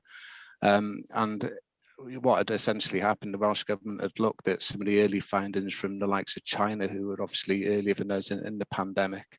And what they've been finding is that as restrictions started to be lifted in China, what was happening is people weren't returning to using public transport. They were using their car more, so car usage was increasing. Now, as that clearly goes against the sort of the long-term transport policy aims, there was obviously that view that an intervention was needed. So that, of course, was another reason that the grant was put in place. So sort of got a long, elaborate answer there, but I think it's just important to get those points across. Thank you. Diolch yn fawr, Mike. Thank you, Mike. You mentioned the carbon active travel the element, and also the discussion that's currently taking place in COP26 with the carbon reduction. I hope that we will have learned our lessons from what's happened across the county with the schemes put in, but that will not actually diminish any effort that we are making to increase the opportunities for people to pursue activities which are healthy for everybody in the long run, reduce the use of the vehicles within the towns, and increase the use of our bikes and our own walking to backwards and forwards to town. Can I just mention possibly the Welsh Government seems to be at the moment looking more at connecting within towns and cities. I really think we should be pushing the agenda for connecting communities as well. I could really elaborate that in another meeting maybe in the future. Rachel, your hand is up. Yeah, thank you, Mr. Chairman.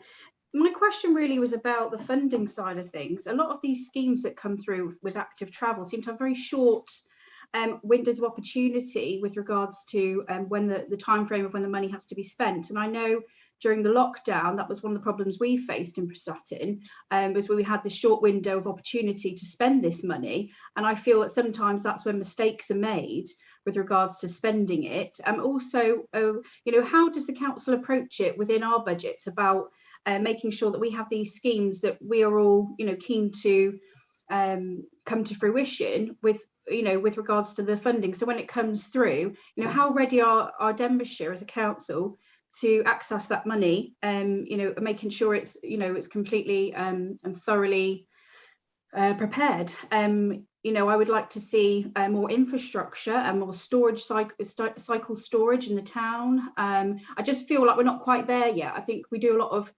talking as such about these things, but I haven't quite seen anything come to fruition yet in the town with more infrastructure, with cycling and things like that. Thank you, Rachel. Emlyn?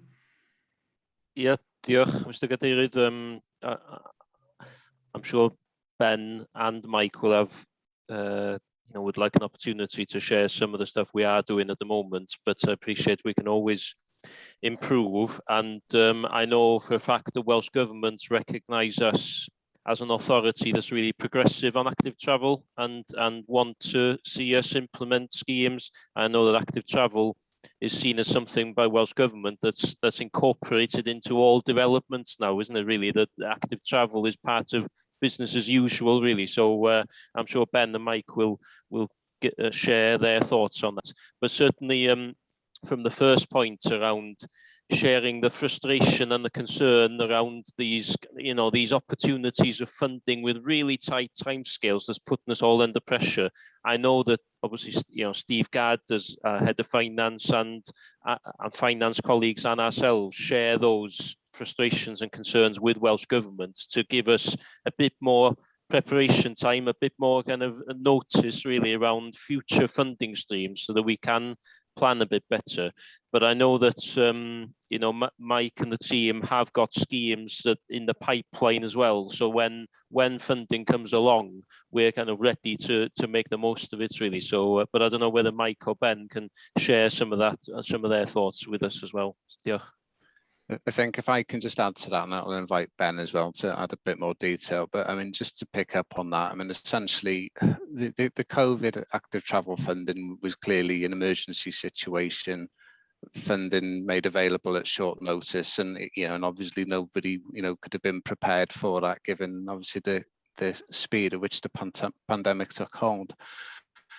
There's obviously a wider point there about how schemes are developed, sort of finance and grant timescales and so on. And, it's not a new issue. I mean, it's something that has been raised for a number of years about sort of 1 year life cycles for projects. And it's not something that's unique to Denbighshire either. Obviously, I speak to colleagues across Wales and beyond, obviously, through different forums and so on. It's a common issue, but in fairness to Welsh Government, something they have done, and particularly I think active travel is a good example. You've got the active travel mapping, which we're another exercise process at the moment in terms of updating that mapping. And they've also made available a grant called Active Travel Core Funding, which is funding set aside for the development of schemes, because that had been the problem in the past, really, that there wasn't really enough funding for the development of the schemes. And often they're not always quick schemes to develop because you might require land. Acquiring land can be quite a lengthy process and so on. So that is improving, but I think it's still a work in progress, but it's certainly something we're really very cognizant of and working toward. But Ben, I don't know if you want to add any more to that.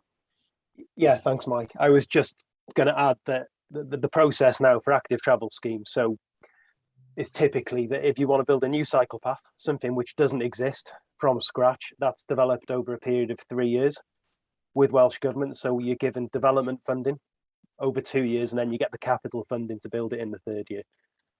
Maintenance schemes, like the one that Councillor Flynn's sort of referring to in Prestatyn, where we wanted to upgrade an existing active travel route, funding's available within a 12-month window for that. So that's probably a reflection on Councillor Flynn's experience and that sort of negative experience we had on that scheme in her ward. So yeah, that's just an outline, really. Maintenance schemes, you get the funding within 12 months, you use it within 12 months.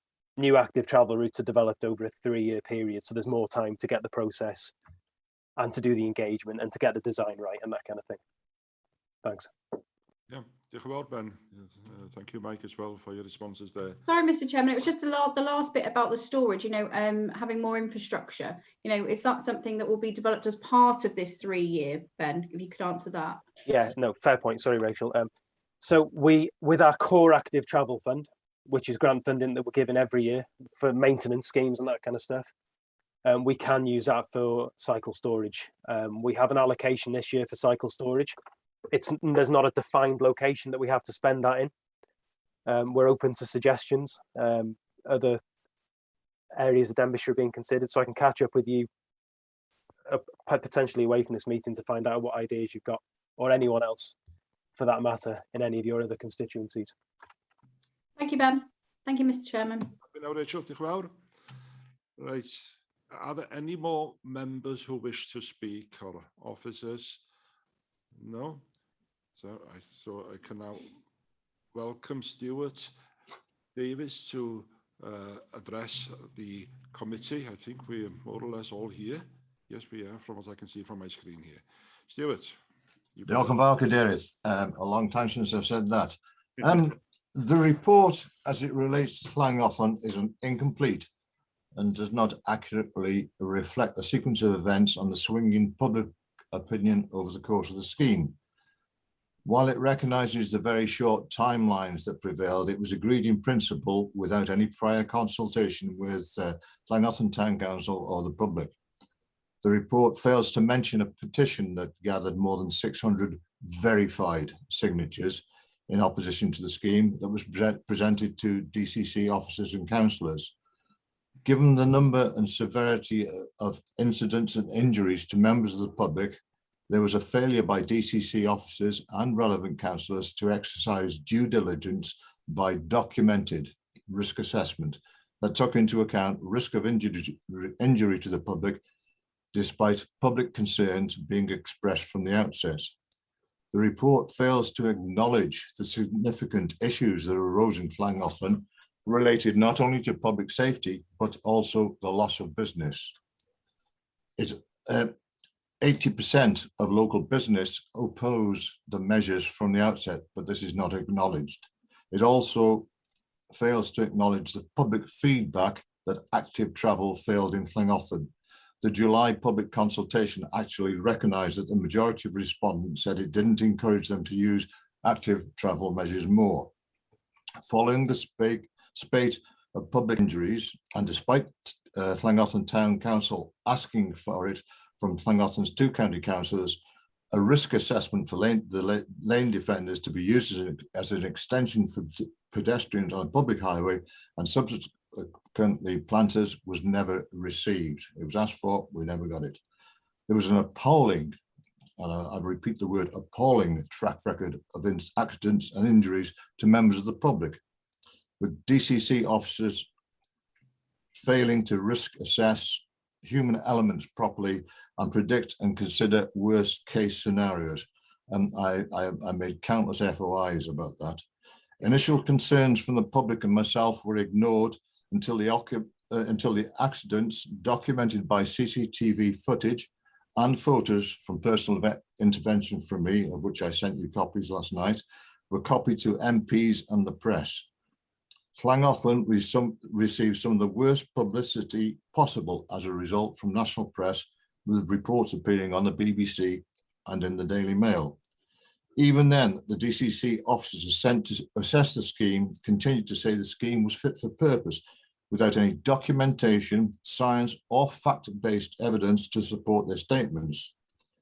The attitude which seemed to prevail was one of, I'm a highways engineer, I think it's suitable, therefore it is, when the continued incidents clearly evidenced it was not. That picture that I sent to you, that was a fractured skull and a broken nose caused by this. The scheme in Llangollen eventually underwent continued modifications made at additional cost, whilst resisting significant public calls to remove the scheme. The closure of Short Street, which formed part of the scheme, was based on personal opinions with unspecified safety concerns being quoted. Subsequent FOI requests revealed there had not been any accidents there in the previous 5 years. If there are learnings to be made from this experience in Llangollen, they are not reflected in the report. I call upon this committee to ask why was there a lack of proper documented risk assessments which led to serious injuries to the public. A failure to take a public opinion into account as the scheme progressed. And why did DCC continue trying to fix something that wasn't fit for purpose in the first place? Ruthin removed theirs, why couldn't Llan? Thank you, Chair. Diolch yn fawr, Stewart Davis. Right.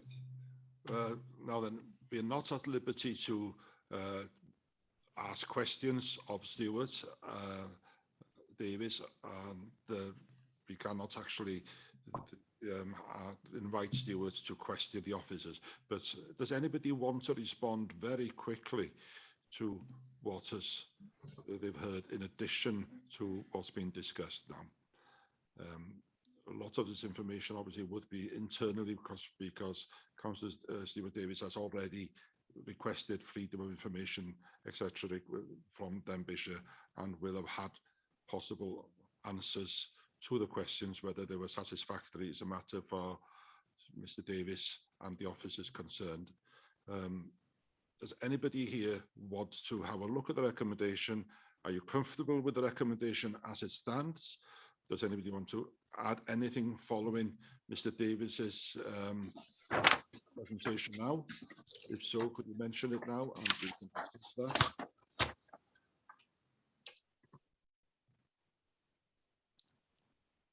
The silence suggests to me that we are content.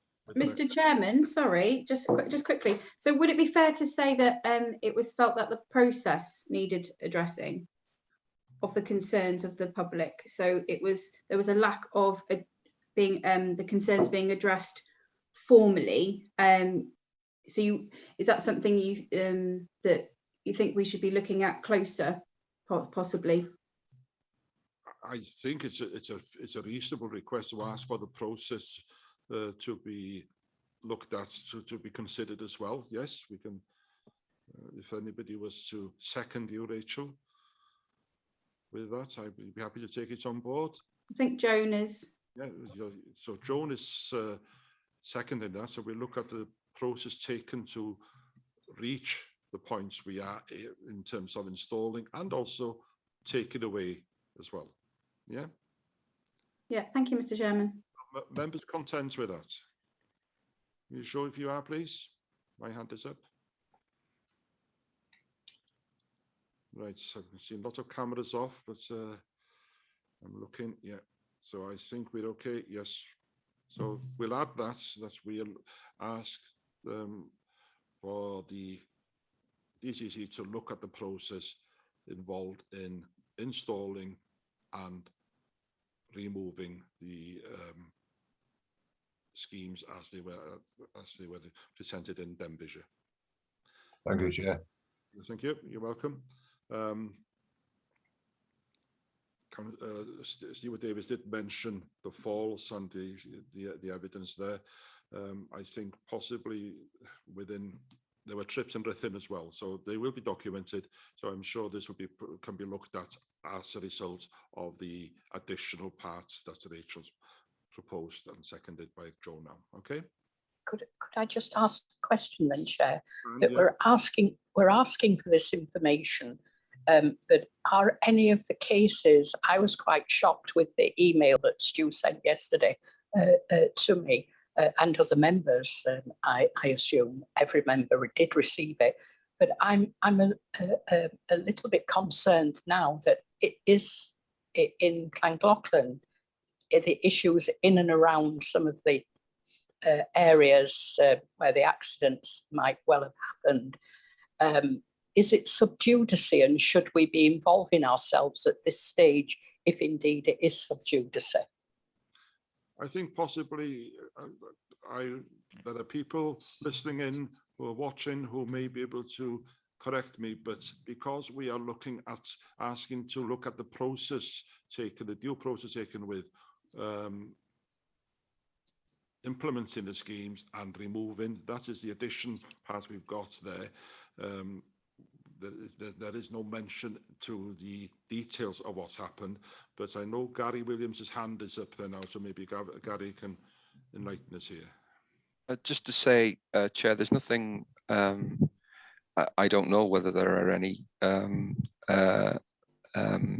items of litigation arising out of any of this or whether there will be in the future. But I don't think that would preclude us from conducting the sort of review that's being spoken about. Clearly, it would be improper for the committee to consider in public or to make any comment about any individual case. Every individual case must be dealt with in on its own particular set of facts and circumstances, and it would not be appropriate for those to be considered in public. But clearly, if there's a general desire to see a review of the overall process, then I don't think there's anything that would prevent the committee from doing that. I think that's pretty clear for us. Are you comfortable with that then, John? Yes, John? Yes, thank you, Chair. Yes, I am. Thank you. So thank you, Stewards, for your presentation. Thank you all for your attendance. Oh, sorry, we're quite finished. We've got another item, sorry. But thank you all for your contribution to that item on the agenda. Diolch yn fawr iawn. So, Stewart, you're welcome to stay and watch the rest of the meeting. But if not, I shall wish you well and have a good rest of the day as well. Diolch yn fawr. Diolch yn fawr, Cadeirydd. Croeso. Reit. Ymlaen fan yn ôl i'r agenda, a den ni yn... Right, we'll go back to the agenda now, and we go back to item 7. That's the scrutiny work programme. Yes, thank you, Chair. This is your usual work programme. Work programme itself is in Appendix 1 on page 49. And your next meeting is on the 16th of December, as we've discussed. And as I mentioned earlier, the item on the North Wales Economic Ambition Board performance, that will be put before you at the next meeting. And as this is a quarter 2 report, the leader of the council who sits on the board itself and an officer from the council will be presenting this item. The staff from the board portfolio only come to quarter 4 of the annual reports. Last week or the week before, you did get a copy of the quarter 1 report, which will help you to prepare for the quarter 2 report next time. Also, there was a report on homelessness and housing related support service is to be on the agenda today. That has also been postponed till next month. The chair agreed to this, and the reason for that being in order to coincide with the report on putting the recommendations into practice following the internal inspection, so that you get all the information together. That's why that's been postponed till next month. So you've got 3 items, quite hefty items, because you've got the annual report from the regional North Wales Partnership Board as well. So you've got a lengthy agenda there. Do you want to hold this meeting as we did yesterday to prepare, a pre-meeting? Do you want that? It's up to you as a committee if you feel that's beneficial or not. How do members feel about having a pre-meeting or a briefing meeting beforehand? Yeah, I think it's a good idea. I'm happy. Yes, so likewise here. Yeah, only got in mind, only go out. So we'll carry on. We'll arrange it for the day before, similar to yesterday. I think it's easier than doing it on the morning. Also on your work programme, you'll notice that there is an item still there about health board plans for services in Denbighshire. We have been in contact with the board and have had a reply regarding this now. The reason they still haven't given us a date as to when they can come and bring these plans to us is that they're still in dialogue with Welsh governments. They hope this won't be too long now because they are getting questions asked by Cardiff, so they're quite confident that they will be able to bring this to us fairly soon. And also in Appendix 2, you'll see the application form for the chairs and vice chairs group. So if you've got an item that you feel that should come before scrutiny, if you could fill that in and submit it to me. The next meeting of the group is on the 25th of November. So if I could get the forms back by then, I could ask the group to consider it. And as usual, the Cabinet Forward Work programme is in Appendix 3, and in Appendix 4, you'll see the latest about the recommendations of the last meeting. I did send an update to you for information on Monday, and also the quarterly report on monitoring care standards provided by external suppliers, or external providers. Is everybody happy with the work programme?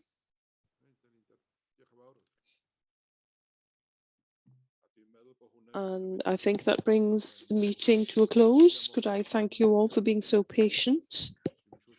I'm not sure how we're doing with regards to time. What time will we due to finish? Was it 12:30 or 1? Oh, there is one other item, that is feedback from committee representatives. Oh yes, I'm sorry, I've missed that. So does anybody have any feedback from committees? Can't, if we've got hands up, we'll come to you straight away, but I can see heads shaking. So no, I don't think there are any reports to come back. So until the next meeting in December, everybody bring their own mince pie. I think that'll be the arrangement. So nice to see everybody anyway. And from a cold council chamber, could I wish you all the best? And we'll go back home to warm up. Thanks very much.